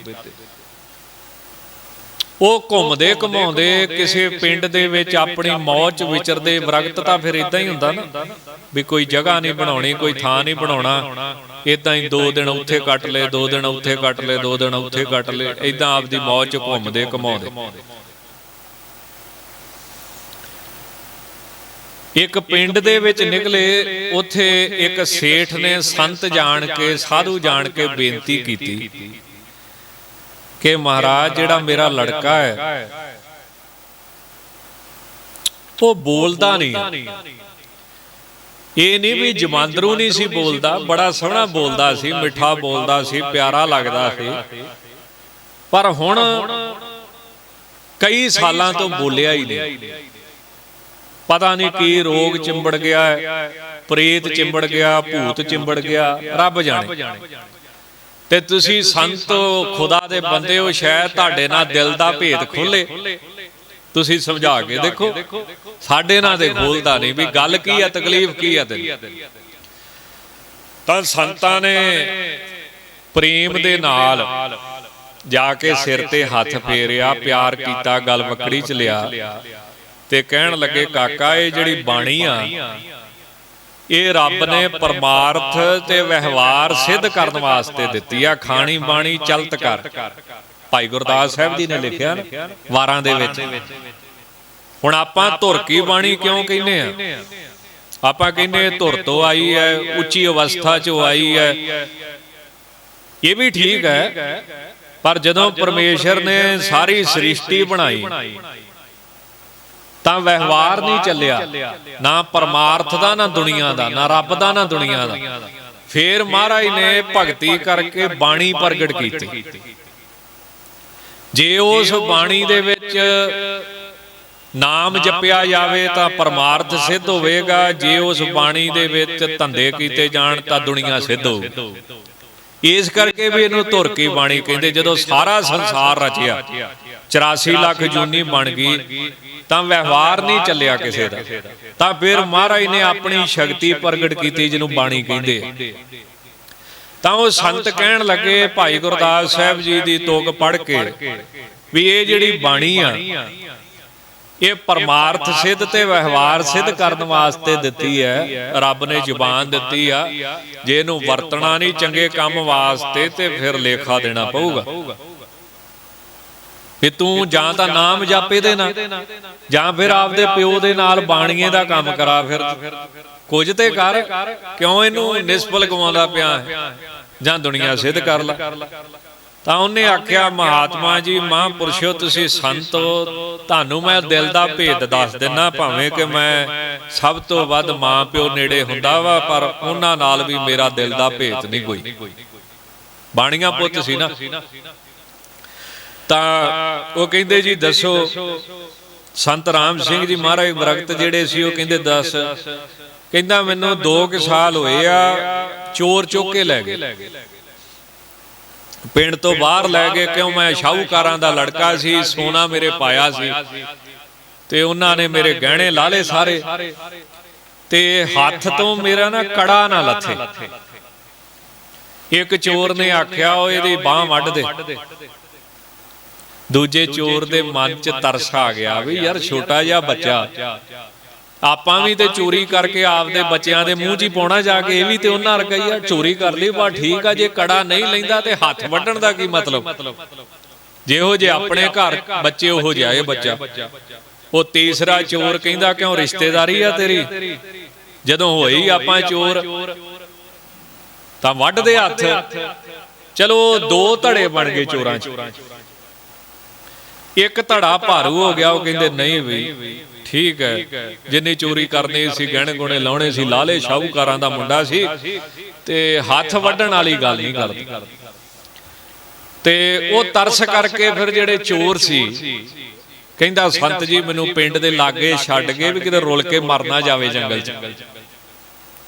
ਤੇ ਮੈਂ ਪਿੰਡ ਦੇ ਲਾਗੇ ਹੋਣ ਕਰਕੇ ਘਰੇ ਪਹੁੰਚ ਗਿਆ। ਤੇ ਫਿਰ ਮੇਰੇ ਮਨ 'ਚ ਨਾ ਵਿਚਾਰ ਪੈਦਾ ਹੋਈ ਪਰਮੇਸ਼ਰ ਵੱਲੋਂ, ਕਿਉਂ ਜਿਹੜੀ ਸ਼ੁਭ ਵਿਚਾਰ ਆ, ਇਹ ਸੰਤਾਂ ਨੇ ਮੰਨਿਆ ਵੀ ਰੱਬ ਦੀ ਪ੍ਰਾਪਤੀ ਦੀ ਸ਼ੁਭ ਇੱਛਾ ਪਹਿਲੀ ਅਵਸਥਾ ਵਾ।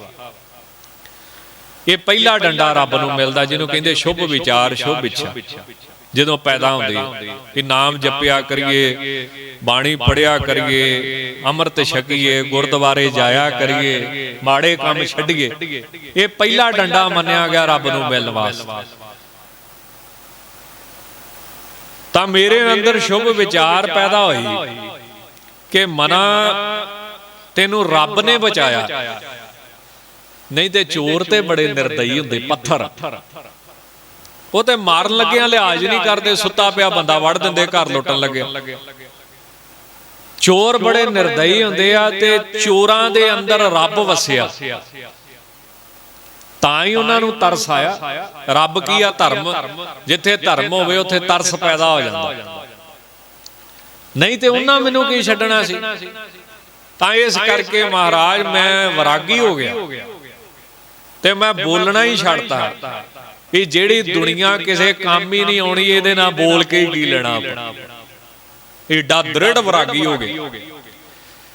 ਤਾਂ ਉਹ ਕਹਿਣ ਲੱਗਾ, ਸੰਤ ਜੀ 3 ਤਰ੍ਹਾਂ ਦੇ ਬੰਦੇ ਹੁੰਦੇ ਆ। ਗੱਲ ਇੱਥੋਂ ਚੱਲੀ ਸੀ ਵੀ 3 ਤਰ੍ਹਾਂ ਦੇ ਇਨਸਾਨ ਮੰਨੇ ਗਏ। ਗੱਲ ਇੱਥੋਂ ਚੱਲੀ ਸੀ ਨਾ ਵੀ ਕਈ ਕਹਿੰਦੇ ਆ ਵੀ ਬੁਢੇਪੇ 'ਚ ਬੰਦਗੀ ਕਰੋ। ਇਹ ਬੰਦਗੀ ਜਿਹੜੀ ਆ ਹੁਣ ਤਾਂ ਖਾਣ ਪੀਣ ਦਾ ਟਾਈਮ ਆ, ਤੇ ਬੁਢੇਪੇ ਜਾ ਕੇ ਕਰੋ। ਤਾਂ ਉਹ ਕਹਿੰਦਾ ਜੀ ਕਈ ਤਾਂ ਉਹ ਉੱਤਮ ਪੁਰਸ਼ ਹੁੰਦੇ ਆ ਵੀ ਜਿਹੜੇ ਜੰਮਦੇ ਹੀ ਇਸ ਪਾਸੇ ਲੱਗ ਜਾਂਦੇ, ਜਿਵੇਂ ਬਾਬਾ ਬੁੱਢਾ ਸਾਹਿਬ, ਭਾਈ ਤਾਰੂ ਪੋਪਟ, ਭਗਤ ਧਰੂ, ਭਗਤ ਪ੍ਰਹਿਲਾਦ, ਬਾਬਾ ਫਰੀਦ ਸਾਹਿਬ। ਉਹਨਾਂ ਦੀ ਰੀਸ ਨਹੀਂ ਕੋਈ ਕਰ ਸਕਦਾ, ਜਿਹੜੇ ਛੋਟੀ ਉਮਰ 'ਚ ਹੀ ਰੱਬ ਦੇ ਬੰਨੇ ਤੁਰ ਪਏ। ਦੂਸਰੇ ਉਹ ਮੱਧਮ ਪੁਰਸ਼ ਹੁੰਦੇ ਆ, ਵਿਚਕਾਰਲੇ ਜੇ, ਜਿਹੜੇ ਬਚਪਨ 'ਚ ਤਾਂ ਨਹੀਂ ਬੰਦਗੀ ਵਾਲੇ ਪਾਸੇ ਲੱਗੇ, ਪਰ ਜਵਾਨੀ 'ਚ ਕਿਸੇ ਤਰ੍ਹਾਂ ਲੱਗ ਗਏ, ਸੰਗਤ ਹੋ ਗਈ, ਕੋਈ ਛੱਟ ਵੱਜ ਗਈ, ਕੋਈ ਸਿੱਖਿਆ ਮਿਲ ਗਈ, ਉਹ ਵੀ ਉੱਥੇ ਹੀ ਪਹੁੰਚ ਜਾਂਦੇ ਆ ਜਿੱਥੇ ਬਚਪਨ 'ਚ ਬੰਦਗੀ ਕਰਨ ਵਾਲੇ ਪਹੁੰਚੇ ਸੀ, ਉੱਥੇ ਹੀ ਉਹ ਭਗਤੀ ਕਰਕੇ ਪਹੁੰਚ ਜਾਂਦੇ। ਤੀਸਰੇ ਕਹਿੰਦਾ ਸਭ ਤੋਂ ਮਾੜੇ ਹੁੰਦੇ ਉਹ ਕਿਹੜੇ? ਕਨਿਸ਼ਟ, ਜਿਹੜੇ ਸਭ ਕੁਝ ਵੇਖ ਕੇ ਤੇ ਆਪਦੇ ਸਰੀਰ ਤੇ ਹੰਢਾ ਕੇ ਵੀ ਅਕਲ ਨਹੀਂ ਸਿੱਖਦੇ।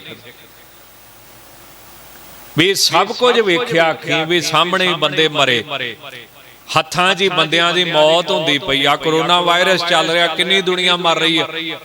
ਅੱਗੇ ਕੀਰਤਪੁਰ ਸਾਹਿਬ 225 ਬੰਦੇ ਦੇ ਫੁੱਲ ਜਾਂਦੇ ਸੀ, ਤੇ ਹੱਦ 300 ਸਵਾ 300। ਹੁਣ ਕਿੰਨੇ ਜਾਣਦੇ ਆ? 500 ਤੱਕ। ਤੇ ਗਿਣਤੀ ਕਿੰਨੀ ਪਹੁੰਚ ਜਾਂਦੀ ਕਈ ਵਾਰੀ ਉੱਥੇ ਜਾਣ ਵਾਲਿਆਂ ਦੀ? 1500 ਤੱਕ। ਤਾਂ ਸਭ ਕੁਝ ਅੱਖੀਂ ਵੇਖ ਕੇ, ਮੌਤਾਂ ਹੁੰਦੀਆਂ ਵੇਖ ਕੇ, ਹੱਥਾਂ 'ਚ ਮਰਦੇ, ਫੇਰ ਵੀ ਕੋਈ ਮਨ ਤੇ ਅਸਰ ਨਹੀਂ ਹੁੰਦਾ, ਤੇ ਘਰੇ ਜਾ ਕੇ ਟੌਰ ਨਾਲ ਸੁੱਤੇ ਹੁੰਦੇ, ਖਾ ਪੀ ਕੇ ਰੋਟੀਆਂ। ਵਿਰਾਗ ਨਹੀਂ ਪੈਦਾ ਹੁੰਦਾ, ਉਹ ਸਭ ਤੋਂ ਕਨਿਸ਼ਟ ਹੈ। ਤਾਂ ਮਹਾਂਪੁਰਸ਼ੋ ਵੀ ਮੇਰੇ ਨਾਲ ਤਾਂ ਹੋਈ ਆ, ਜੇ ਰੱਬ ਨਾ ਵਸਦਾ ਤੇ ਮੈਨੂੰ ਉਹਨਾਂ ਵੱਢ ਕੇ ਹੀ ਜਾਣਾ ਸੀ।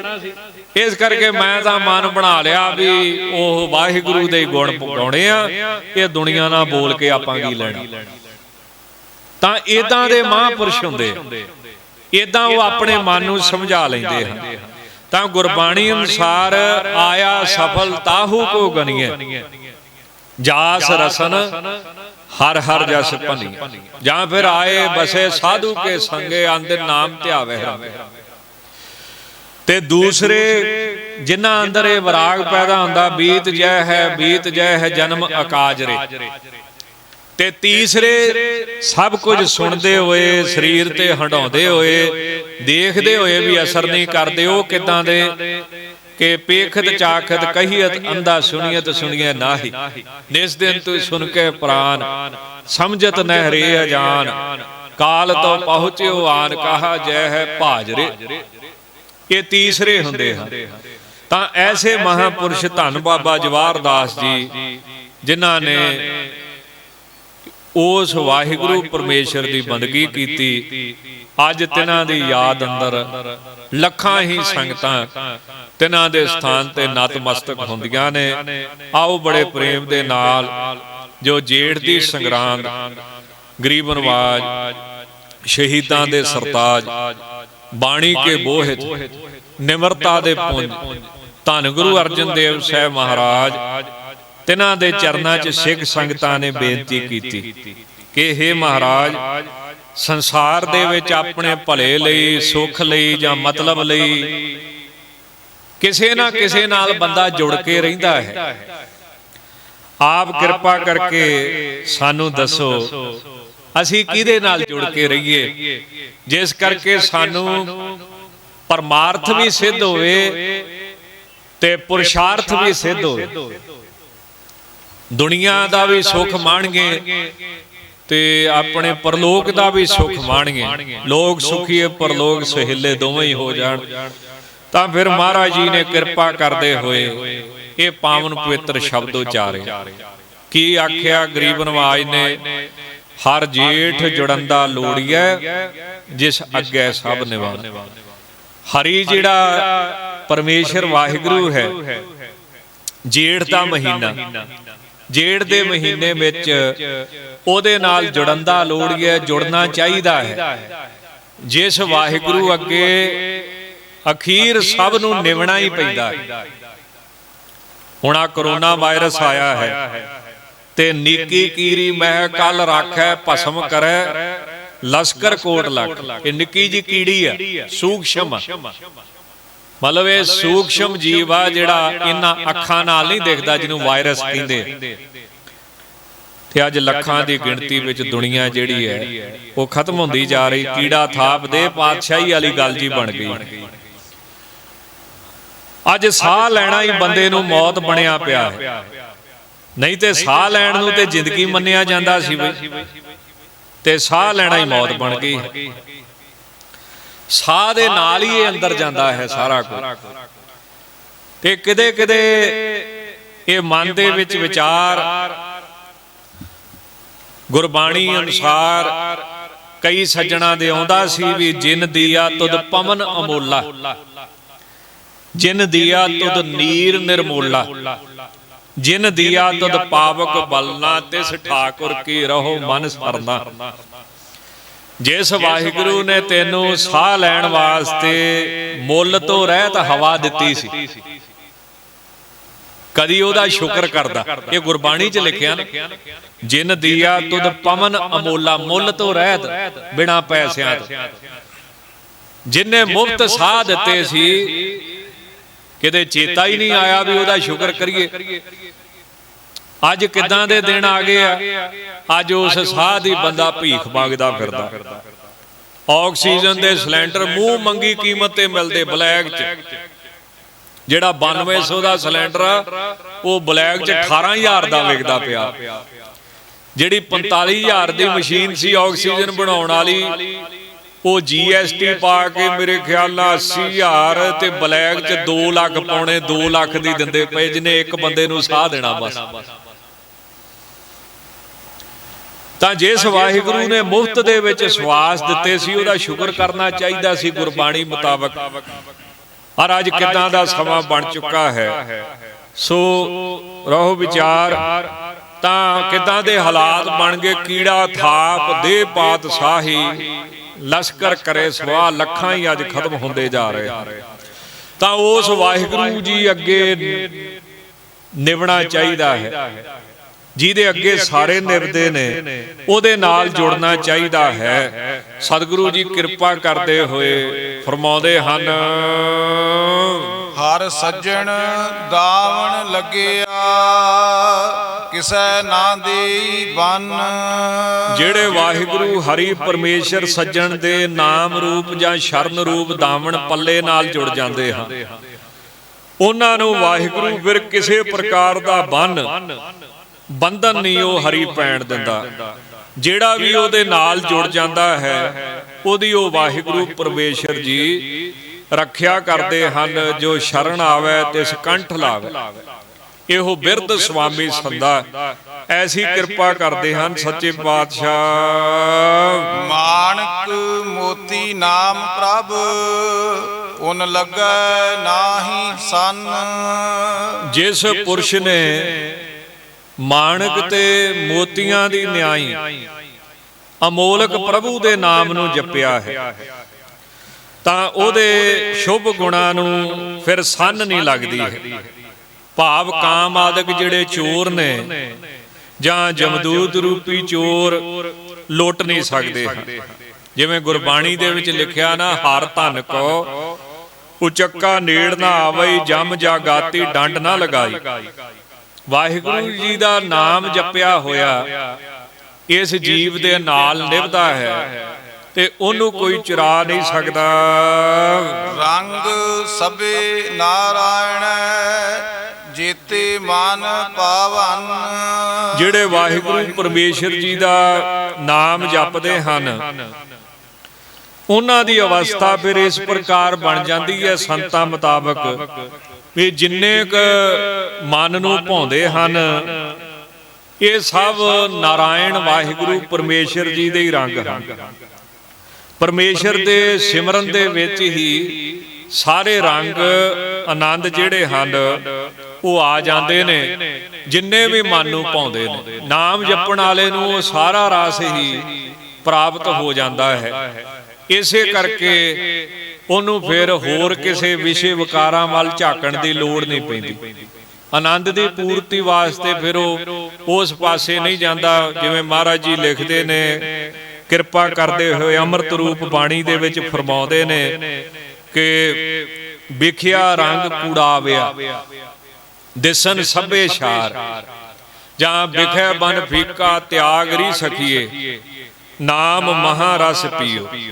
ਜਿਵੇਂ ਕਿਸੇ ਬੰਦੇ ਨੂੰ ਲੱਖ ਰੁਪਈਆ ਮਿਲ ਜੇ, ਉਹਦੀ ਨਿਗਾਹ 'ਚ 100 ਰੁਪਈਆ ਕੀ ਹੈ, ਕੱਖ ਵੀ। ਵੱਡੀ ਚੀਜ਼ ਮਿਲੇ ਤੇ ਛੋਟੀ ਚੀਜ਼ ਛੁੱਟਦੀ ਹੈ। ਤੇ ਜੇ ਇਹ ਦੁਨੀਆ ਦੇ ਸਵਾਦ ਨਹੀਂ ਛੁੱਟਦੇ ਇਹਦਾ ਮਤਲਬ ਵੱਡੀ ਚੀਜ਼ ਪਰਮੇਸ਼ਰ ਮਿਲਿਆ ਹੀ ਨਹੀਂ।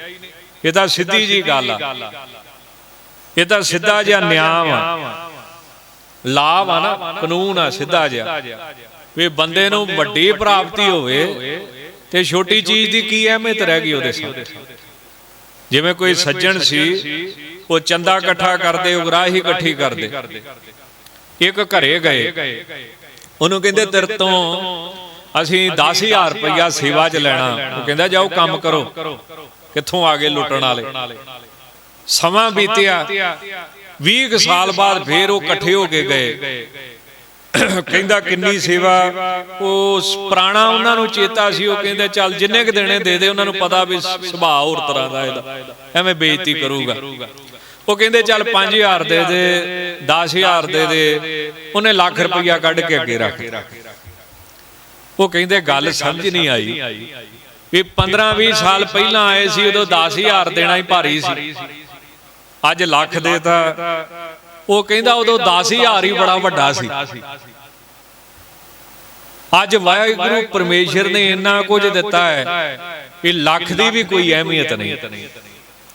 ਤਾਂ ਜਦੋਂ ਕਰੋੜਾਂ ਪਤੀ ਹੋ ਗਏ ਫਿਰ ਲੱਖ ਕੀ ਹੋਇਆ, ਜਦੋਂ ਲੱਖਾਂ ਪਤੀ ਹੋਏ ਫਿਰ 100 ਕੀ ਹੋਇਆ, ਸੈਂਕੜੇ ਕੀ ਹੋਏ।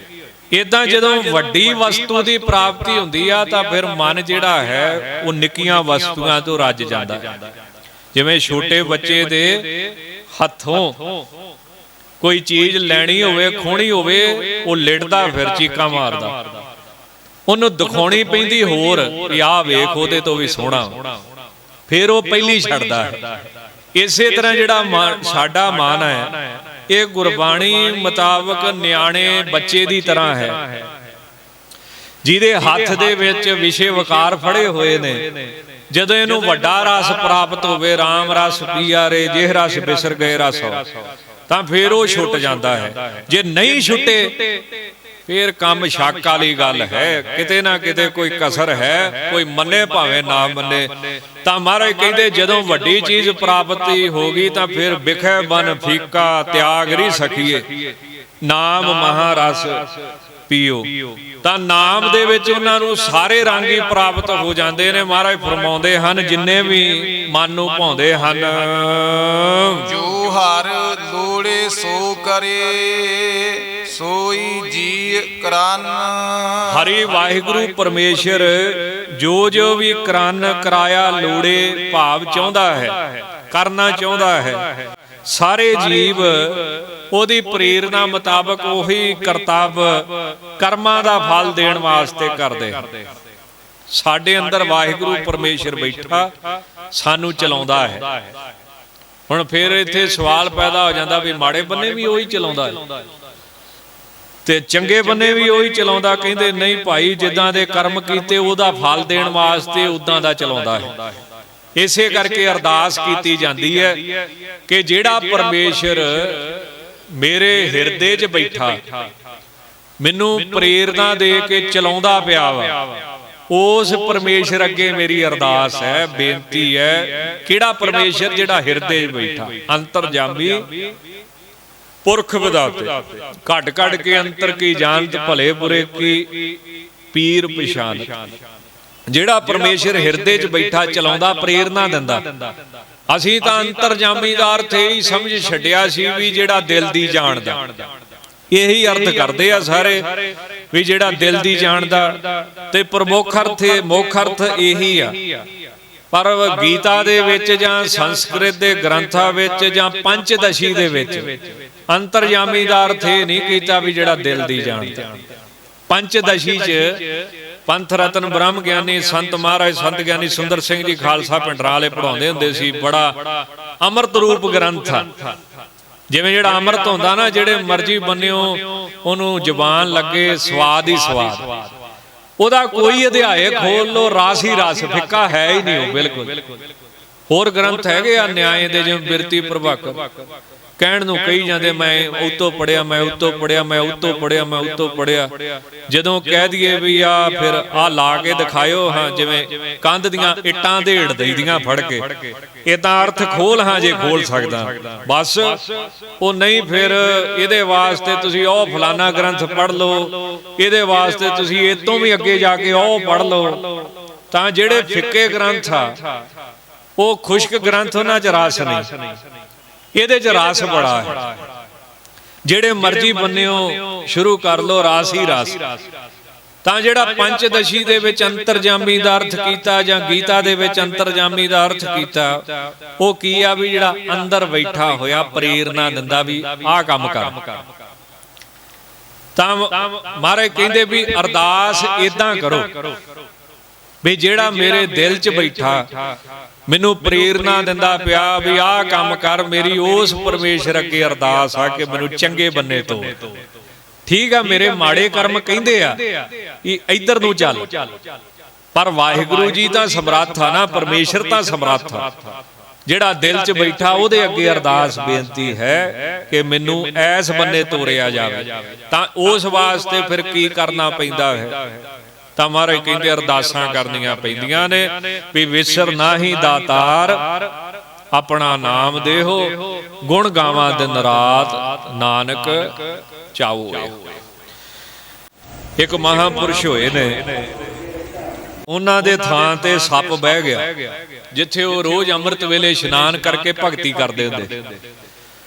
ਸੇਵਾਦਾਰ ਥੋੜਾ ਜਿਹਾ ਸਖਤ ਸੀ, ਤੇ ਸੇਵਾਦਾਰਾਂ ਦਾ ਸੁਭਾਅ ਫਿਰ ਸਖਤ ਵੀ ਹੋਣਾ ਪੈਂਦਾ, ਕਿਤੇ ਨਰਮ ਵੀ ਹੋਣਾ ਪੈਂਦਾ। ਸੰਤੋਤ ਨਹੀਂ ਹੁੰਦੇ ਜਿਹੜੇ ਹੱਸੀ ਜਾਂਦੇ ਆ। ਅਸਲੀ ਸੰਤ ਉਹ ਹੁੰਦੇ ਆ ਜਿੱਥੇ ਗਰਮ ਹੋਣਾ ਪਵੇ ਗਰਮ, ਜਿੱਥੇ ਨਰਮ ਹੋਣਾ ਪਵੇ ਨਰਮ। ਤਾਂ ਉਹ ਸੰਤਾਂ ਨੂੰ ਕਹਿਣ ਲੱਗਾ, ਡਾਂਗ ਸੀ ਹੱਥ 'ਚ, ਮਹਾਰਾਜ ਜੀ ਵੀ ਜੇ ਹੁਕਮ ਹੋਵੇ ਤੇ ਇਹਦੀ ਸਰੀ 'ਚ ਭਾਵਾਂ ਇੱਕ। ਉਹ ਕਹਿੰਦੇ ਹੈ ਦੱਸ, ਪਾਠ ਕਰਨ ਆਏ ਆ ਕਿ ਸੱਪ ਮਾਰਨ ਆਏ ਆ? ਇਹ ਜੀਵ ਜੰਤੂ ਆ ਪਰਮੇਸ਼ਰ ਦੇ। ਤਾਂ ਉਹ ਸੰਤ ਕਹਿਣ ਲੱਗੇ ਸੱਪ ਨੂੰ ਵੱਲ ਮੂੰਹ ਕਰਕੇ ਵੀ ਭਾਈ ਸੱਪਾ, ਤੁਸੀਂ ਹੱਸੋਗੇ ਸੁਣ ਕੇ ਸੰਤਾਂ ਦੀ ਅਵਸਥਾ। ਵੀ ਨਾਗ ਦੇਵਤਾ ਜੀ, ਜਿਹੜਾ ਰੱਬ ਤੇਰੇ ਸਰੀਰ 'ਚ ਬਹਿ ਕੇ, ਤੇਰੇ ਦਿਲ 'ਚ ਬਹਿ ਕੇ, ਤੇਰੇ ਦਿਮਾਗ 'ਚ ਕਹਿੰਦਾ ਨਾ ਵੀ ਇੱਥੇ ਹੀ ਬਹਿ, ਉਹੋ ਹੀ ਰੱਬ ਮੇਰੇ ਅੰਦਰ ਬੈਠਾ ਕਹਿੰਦਾ ਵੀ ਇੱਥੇ ਬਹਿ ਕੇ ਬੰਦਗੀ ਕਰ। ਤੇ ਰੋਜ਼ ਮੈਂ ਕਰਦਾ ਵਾਂ, ਥਾਂ ਵਾਂ ਮੇਰੀ, ਤੇ ਮੈਂ ਉਸ ਰੱਬ ਨੂੰ ਕਹਿਣਾ। ਇਹ ਨਾ ਸਮਝ ਲਿਓ ਵੀ ਸੱਪਾਂ ਦੀ ਪੂਜਾ, ਇਹ ਨਾ ਸਮਝ ਲਿਓ ਕਿਤੇ ਐਵੇਂ ਕੋਈ ਹੁੰਦੇ ਨਾ ਨਾਸਤਕ ਜੇ ਲੋਕ, ਸਾਰੀ ਕਥਾ 'ਚ ਕੋਈ ਚੰਗੀ ਚੀਜ਼ ਨਾ ਲੱਭੀ ਤੇ ਆਹ ਜ਼ਰੂਰ ਚੁੱਕਣਗੇ ਵੀ ਸੱਪ ਨੂੰ ਕਿਹਾ ਨਾਗ ਦੇਵਤਾ। ਤਾਂ ਉਹ ਜਿਹੜਾ ਪਰਮੇਸ਼ਰ ਮੇਰੇ ਅੰਦਰ ਬੈਠਾ ਮੈਨੂੰ ਪ੍ਰੇਰਨਾ ਦਿੰਦਾ ਭਗਤੀ ਕਰ, ਤੇ ਜਿਹੜਾ ਪਰਮੇਸ਼ਰ ਤੇਰੇ ਅੰਦਰ ਬੈਠਾ ਤੈਨੂੰ ਪ੍ਰੇਰਨਾ ਦੇ ਰਿਹਾ ਵੀ ਇੱਥੇ ਹੀ ਬਹਿ, ਮੈਂ ਉਸ ਪਰਮੇਸ਼ਰ ਨੂੰ ਕਹਿੰਦਾ ਵਾਂ ਜਿਹੜਾ ਮੇਰੇ 'ਚ ਵੀ ਬੈਠਾ ਤੇਰੇ 'ਚ ਵੀ ਤੂੰ ਇਹ ਥਾਂ ਛੱਡ। ਉਹ ਪ੍ਰੇਰਨਾ ਕੀਤੀ ਕਰੂਗਾ ਤੇ ਸੱਪ ਥਾਂ ਛੱਡੂਗਾ, ਨਹੀਂ ਤੇ ਉਹਨੇ ਅੜ ਜਾਣਾ ਉੱਥੇ। ਉਹ ਛੱਡ ਗਿਆ ਜੀ ਉਸੇ ਵੇਲੇ। ਇਹਨੂੰ ਕਹਿੰਦੇ ਆ ਹਰ ਜਗ੍ਹਾ ਪਰਮੇਸ਼ਰ ਦੇਖੋ। ਇਹਨਾਂ ਸੰਤਾਂ ਦੇ ਜੀਵਨ 'ਚ ਇੱਕ ਦੂਸਰੀ ਘਟਨਾ ਬੜੀ ਸੁੰਦਰ ਆਉਂਦੀ ਹੈ। ਇਹਨਾਂ ਦੇ ਪ੍ਰੇਮੀਆਂ ਨੇ ਗਊ ਲੈ ਆਂਦੀ ਤੇ ਉਹ ਬੜੀ ਬੈੜੀ, ਉਹ ਥਣਾ ਨੂੰ ਹੱਥ ਹੀ ਨਾ ਲਾਉਣ ਦਵੇ, ਦੁੱਧ ਹੀ ਨਾ ਦਵੇ, ਛੜੀਆਂ ਮਾਰੇ, ਬੜੇ ਦੁਖੀ ਹੋਏ। ਹੁਣ ਪੁਰਾਣੇ ਭੋਲੇ ਭਾਲੇ ਸਿੱਖ ਜਿਹੜਾ ਵੀ ਕੰਮ ਹੋਣਾ ਗੁਰਦੁਆਰੇ ਜਾਣਾ ਜਾਂ ਸੰਤਾਂ ਪਾਸ ਜਾਣਾ, ਇਹ ਉਹਨਾਂ ਦੀ ਭਾਵਨਾ। ਤਾਂ ਸੰਤਾਂ ਨੂੰ ਜਾ ਕੇ ਬੇਨਤੀ ਕਰਦੇ ਵੀ ਮਹਾਰਾਜ ਵੀ ਗਾਂ ਬੜਾ ਪੱਠੇ ਪਾ ਕੇ ਵੇਖੇ, ਸੇਵਾ ਕਰਕੇ ਵੇਖੀ ਆ ਤੇ ਮਨ ਦੀ ਮੁੰਦੀ ਹੈ ਨਹੀਂ ਆ, ਤੇ ਜੇ ਤੁਹਾਡਾ ਹੁਕਮ ਹੋਵੇ ਤੇ ਵੇਚ ਆਈਏ ਜਾਂ ਫਿਰ ਤੁਸੀਂ ਇੱਕ ਵਾਰੀ ਆਓ ਹਾਂ ਘਰੇ। ਕਿੰਨੇ ਭੋਲੇ ਸਿੱਖ ਹੋਣਗੇ, ਕਿੰਨਾ ਯਕੀਨ ਰੱਬ ਤੇ। ਅੱਜ ਕੱਲ ਵਾਲਿਆਂ ਨੇ ਇਹੋ ਜੀਆਂ ਸਾਖੀਆਂ ਦਾ ਮਖੌਲ ਹੀ ਬਣਾਉਣਾ ਨਾ। ਅੱਜ ਕੱਲ ਵਾਲੇ ਕਿਸੇ ਨੂੰ ਕਹੀਏ ਬਾਬਾ ਗਾਂ ਦੁੱਧ ਨਹੀਂ ਦਿੰਦੀ, ਉਹ ਕਹਿੰਦਾ ਡੰਗਰ ਡਾਕਟਰ ਤੋਂ ਜਾ ਲੈ ਦੱਸ। ਵੀ ਸਾਨੂੰ ਨਹੀਂ ਪਤਾ ਵੀ ਡੰਗਰ ਡਾਕਟਰ ਦੀ ਦੁਕਾਨ ਕਿੱਥੇ ਹੈ, ਸਾਨੂੰ ਨਹੀਂ ਪਤਾ ਵੀ ਇਹਨੂੰ ਕਿਹੜਾ ਟੀਕਾ ਲੱਗਣਾ ਵਾ। ਗੱਲ ਤੇ ਆ ਰੱਬ ਦੇ ਨਾਲ ਜੁੜਨ ਦੀ, ਹਰ ਕੰਮ ਰੱਬ ਦੇ ਨਾਲ ਜੁੜ ਕੇ ਕਰਦੇ। ਉਹ ਤਾਂ ਵੱਖਰੀ ਗੱਲ ਆ, ਦਵਾਈ ਤਾਂ ਚਲੋ ਲੈਣੀ ਪੈਣੀ, ਉਹ ਤਾਂ ਵੱਖਰੀ ਗੱਲ। ਤਾਂ ਉਹ ਸੰਤ ਕਹਿੰਦੇ ਚਲੋ ਮੈਂ ਆਉਣਾ, ਤੇ ਗਊ ਨੂੰ ਹੱਥ ਫੇਰ ਕੇ ਕਹਿੰਦੇ ਵੀ ਤੂੰ ਦੇਖ ਵੀ ਜਿਹੜੀ ਮਾਂ ਵਾ ਨਾ, ਉਹਨੇ 9 ਮਹੀਨੇ ਢਿੱਡ 'ਚ ਸਾਂਭਿਆ ਤੇ ਇੰਨੇ ਸਾਲ ਉਹ ਦੁੱਧ ਪਿਆਉਂਦੀ ਆ। ਉਹਦੇ ਬਾਅਦ ਕਹਿ ਲੋ ਬਚਪਨ ਤੋਂ ਬਾਅਦ ਮਰਨ ਤੱਕ ਤੇਰਾ ਦੁੱਧ ਹੀ ਪੀਣਾ। ਤੇ ਤੂੰ ਵੀ ਮਾਂ ਹੋਈ ਕਿ ਨਾ ਹੋਈ ਦੱਸ। ਮਾਂ ਦਾ ਤੇ 3-4 ਸਾਲ ਦੁੱਧ ਪੀਤਾ, ਤੇ ਬਾਅਦ ਬਚਪਨ ਤੋਂ ਲੈ ਕੇ ਮਰਨ ਤੱਕ ਕਿਸੇ ਨੇ ਮੱਝ ਦਾ ਪੀਤਾ, ਕਿਸੇ ਨੇ ਗਊ ਦਾ ਪੀਤਾ, ਤੇ ਮਾਂ ਹੋਈ ਕਿ ਨਾ ਹੋਈ ਫਿਰ। ਤੇ ਤੂੰ ਏਦਾਂ ਨਾ ਕਰ ਵੀ ਤੇਰੀ ਸੇਵਾ ਕਰਦੇ ਆ ਤੇ ਇਹਨਾਂ ਦਾ ਪ੍ਰੇਮ ਜਿਹੜਾ ਵਾ ਸੇਵਾ ਵਾ ਕਬੂਲ ਕਰ। ਉਸ ਦਿਨ ਤੋਂ ਉਹ ਜਿਹੜੀ ਗਊ ਸੀ ਉਹਨੇ ਸੁਭਾਅ ਬਦਲ ਲਿਆ। ਤਾਂ ਇਹ ਕੌਣ ਆ ਜਿਹੜਾ ਪਰਮੇਸ਼ਰ ਹਰੇਕ ਦੇ ਦਿਲ 'ਚ ਬੈਠਾ ਚਲਾਉਂਦਾ ਪਿਆ।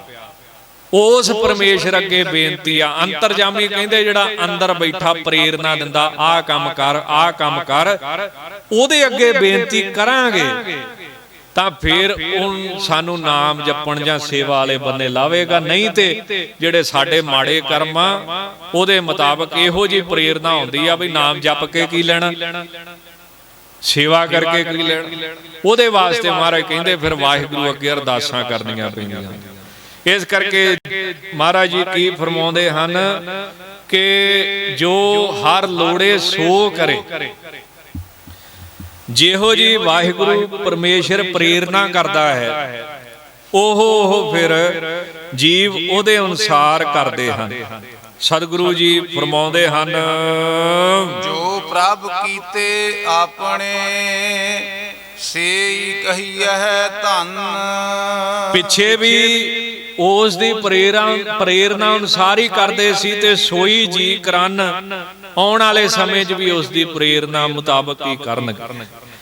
ਜੋ ਮਨੁੱਖ ਪ੍ਰਭੂ ਨੇ ਆਪਣੀ ਤਰਫ ਕਰ ਲਏ, ਆਪਣੇ ਵੱਲ ਜੋੜ ਲਏ, ਅਰਦਾਸਾਂ ਬੇਨਤੀਆਂ ਸੁਣ ਕੇ ਆਪਣੇ ਦਾਸ ਬਣਾ ਲਏ, ਉਹ ਮਨੁੱਖ ਧੰਤਾ ਯੋਗ। ਉਹਨਾਂ ਨੂੰ ਗੁਰਬਾਣੀ ਮਹਾਂਪੁਰਸ਼ ਸੰਤ ਕਹਿ ਕੇ ਸਤਿਕਾਰ ਦਿੰਦੀ ਹੈ। ਧੰਨ ਧੰਨ ਧੰਨ ਜਨ ਆਇਆ ਜਿਸ ਪ੍ਰਸਾਦ ਸਭ ਜਗਤ ਤਰਾਇਆ। ਉਹ ਧੰਤਾ ਯੋਗ ਹਨ। ਆਪਨ ਲੀਆ ਜੀ ਮਿਲੈ ਵਿਛੜ ਕਿਉ ਰੋਵਨ। ਗੁਰੂ ਦੇ ਉਪਦੇਸ਼ ਤੋਂ ਬਿਨਾ ਜੇ ਸਿੱਧਾ ਹੀ ਰੱਬ ਮਿਲ ਪੈਂਦਾ, ਕਿਤਾਬਾਂ ਪੜ੍ਹਿਆ ਮਿਲ ਪੈਂਦਾ, ਗੁਰੂ ਧਾਰਨਾ ਨਹੀਂ, ਅੰਮ੍ਰਿਤ ਛਕਣਾ ਨਹੀਂ, ਐਦਾਂ ਹੀ ਜੇ ਕਿਤੇ ਰੱਬ ਮਿਲ ਪੈਂਦਾ ਤਾਂ ਫਿਰ ਜੇ ਆਪਣਾ ਲਿਆ ਹੋਇਆ ਰੱਬ ਮਿਲ ਪੈਂਦਾ ਤਾਂ ਫਿਰ ਵਿਛੜ ਕੇ ਇਹ ਜੀਵ ਰੋਂਦੇ ਕਿਉਂ ਆ? ਇਹ ਫਿਰ ਦੁੱਖ ਕਿਉਂ ਭੋਗਦੇ? ਜਿੱਥੇ ਪਰਮੇਸ਼ਰ ਆ ਉੱਥੇ ਤਾਂ ਦੁੱਖ ਹੈ ਹੀ ਨਹੀਂ। ਧੰਨ ਗੁਰੂ ਅਰਜਨ ਦੇਵ ਸਾਹਿਬ ਕਹਿੰਦੇ ਜੋ ਜਾਣੈ ਤਿਸ ਸਦਾ ਸੁਖ ਹੋਏ। ਜਿਨਨੇ ਪਰਮੇਸ਼ਰ ਨੂੰ ਜਾਣਿਆ ਉਹਦੀ ਨਿਸ਼ਾਨੀ ਕੀ ਆ? ਉਹਨੂੰ ਸੁਖ ਆਨੰਦ ਦੀ ਪ੍ਰਾਪਤੀ ਹੁੰਦੀ ਹੈ, ਸੁਖ ਦੇ ਵਿੱਚ ਰਹਿੰਦਾ ਹੈ। ਤੇ ਜਿਨਨੇ ਪਰਮੇਸ਼ਰ ਨੂੰ ਨਹੀਂ ਜਾਣਿਆ ਉਹ ਫਿਰ ਦੁਖੀ ਰਹਿੰਦਾ ਹੈ। ਜੋ ਜਾਣੇ ਤੇ ਸਦਾ ਸੁਖ ਹੋਏ, ਆਪ ਮਿਲਾਏ ਲਏ ਪ੍ਰਭ ਸੋਏ।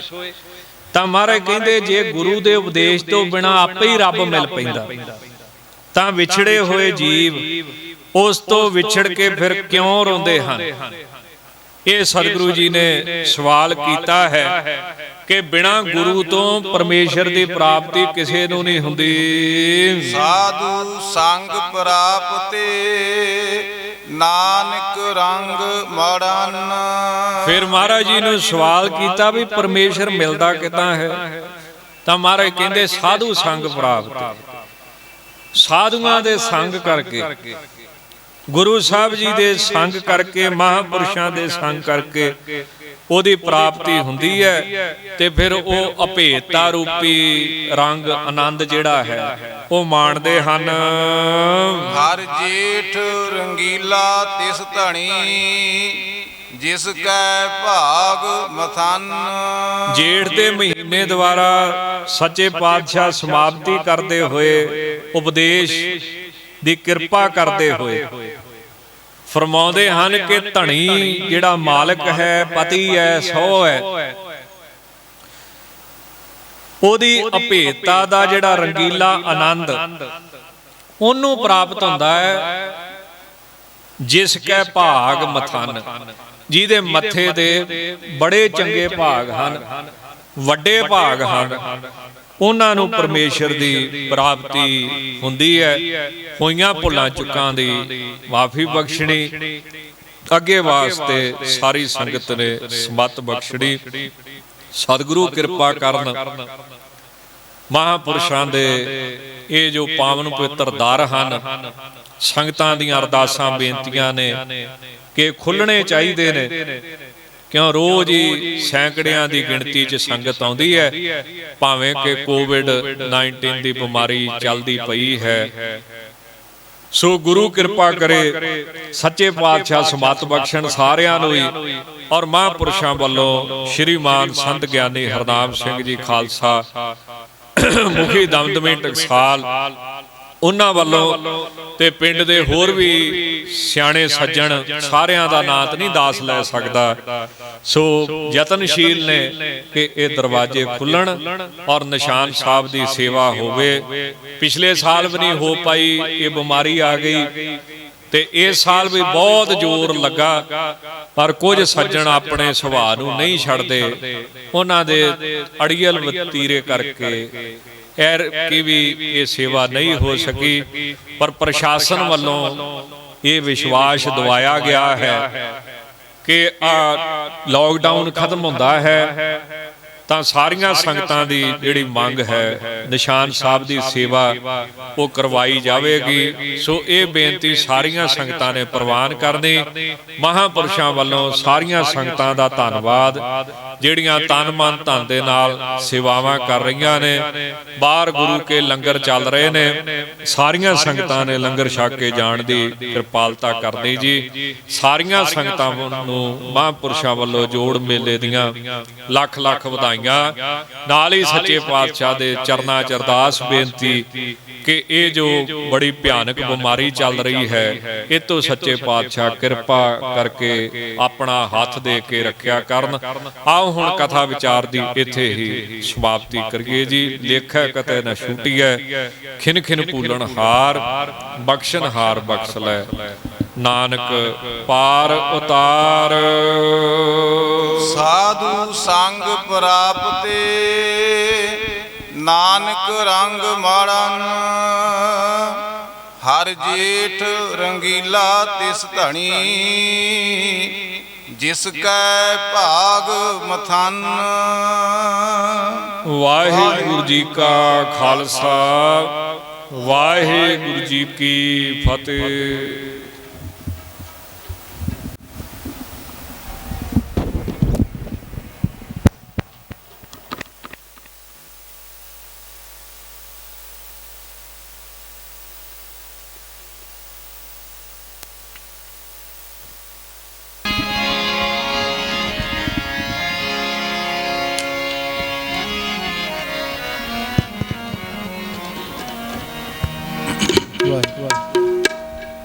वाहिगुरु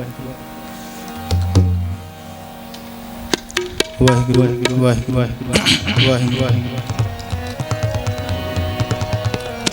वाहिगुरु वाहिगुरु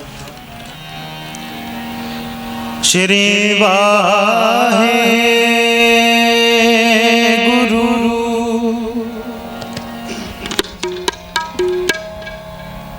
श्री वाहिगुरु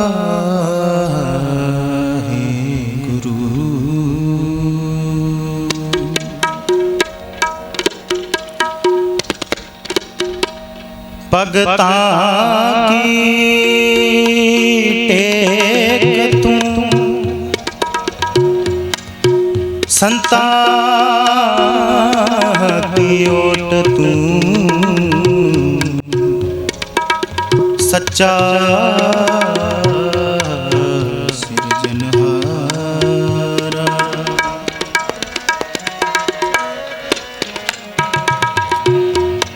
तुम दाते ठाकुर प्रतिपालक नानक खस्म हमारे निमख निमख तुम ही प्रतिपालो हम बारक तुम्हारे तारे आनंद गुनी निधान गुरु गरीब निभाज गरीब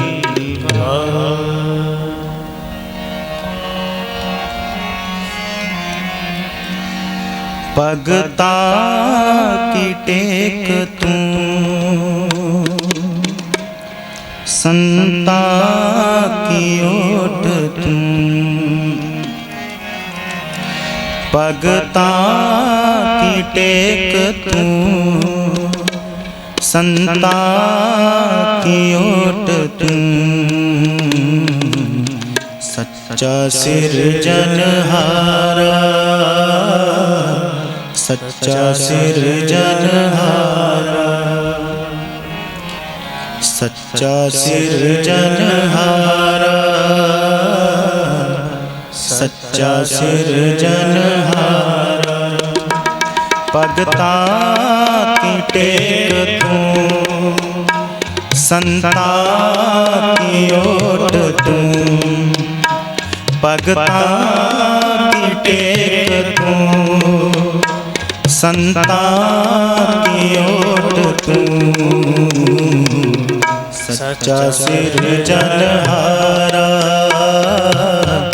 सच्चा सिरजनहारा सच्चा सिरजनहारा सच्चा सिरजनहारा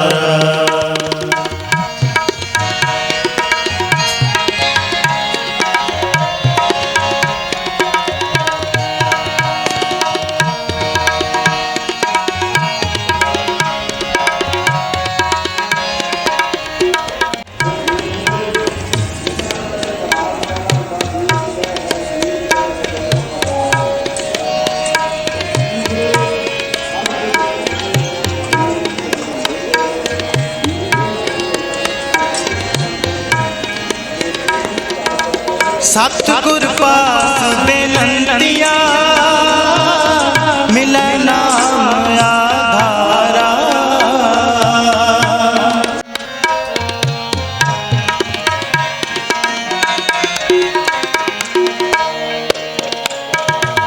सतगुर पास बेनंतिया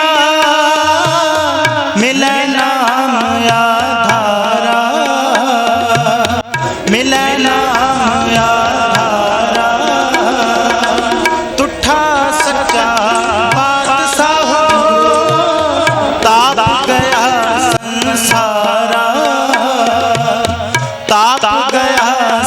संसारा ताप गया संसारा ताप गया संसारा ताप गया संसारा ताप गया संसारा भगता की टेक तू संता की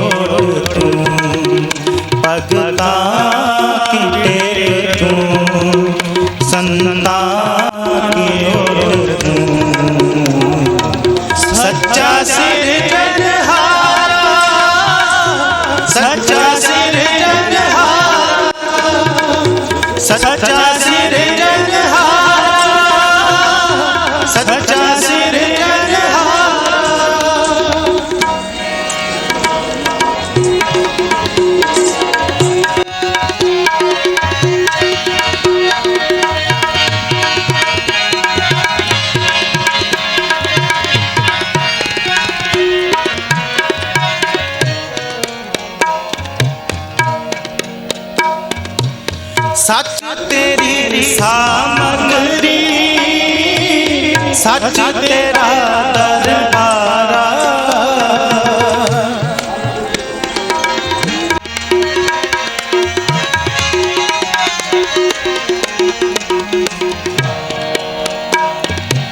सच तेरी सामग्री सच तेरा दरबारा सच तेरा दरबारा सच तेरे खाजिनिया सच तेरा पासारा सच तेरा पासारा सच तेरा पासारा सच तेरा पासारा सच तेरा पासारा सच तेरा पासारा भगतां की टेक तू संतां की ओट तू भगतां की टेक तू संतां की ओट तू सच्चा सिरजनहारा सच्चा सिरजनहारा सच्चा सिरजनहारा सच्चा सिरजनहारा भगतां की टेक तू संतां की ओट तू भगतां की टेक तू संतां की ओट तू सच्चा सिरजनहारा सच्चा सिरजनहारा सच्चा सिरजनहारा सच्चा सिरजनहारा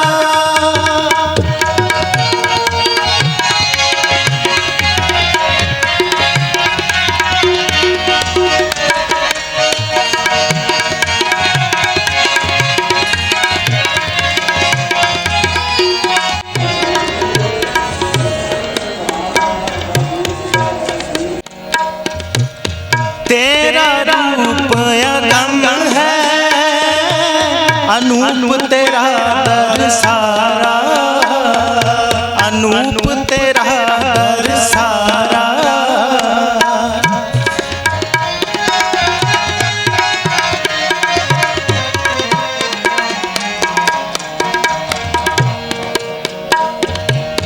तेरा रूप अगम है अनूप तेरा दरसारा अनूप तेरा दरसारा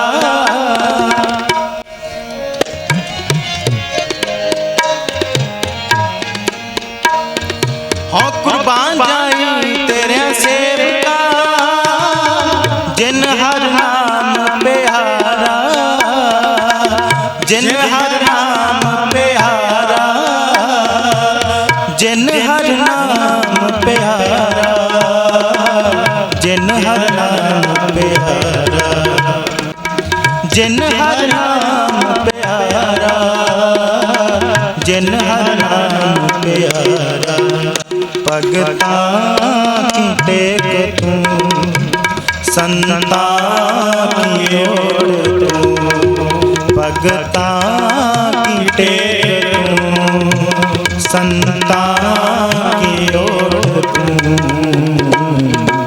सच्चा सिरजनहारा सच्चा सिरजनहारा सच्चा सिरजनहारा सच्चा सिरजनहारा भगतां की टेक तू संतां की ओट तू भगतां की टेक तू संतां की ओट तू सच्चा सिरजनहारा सच्चा सिरजनहारा सच्चा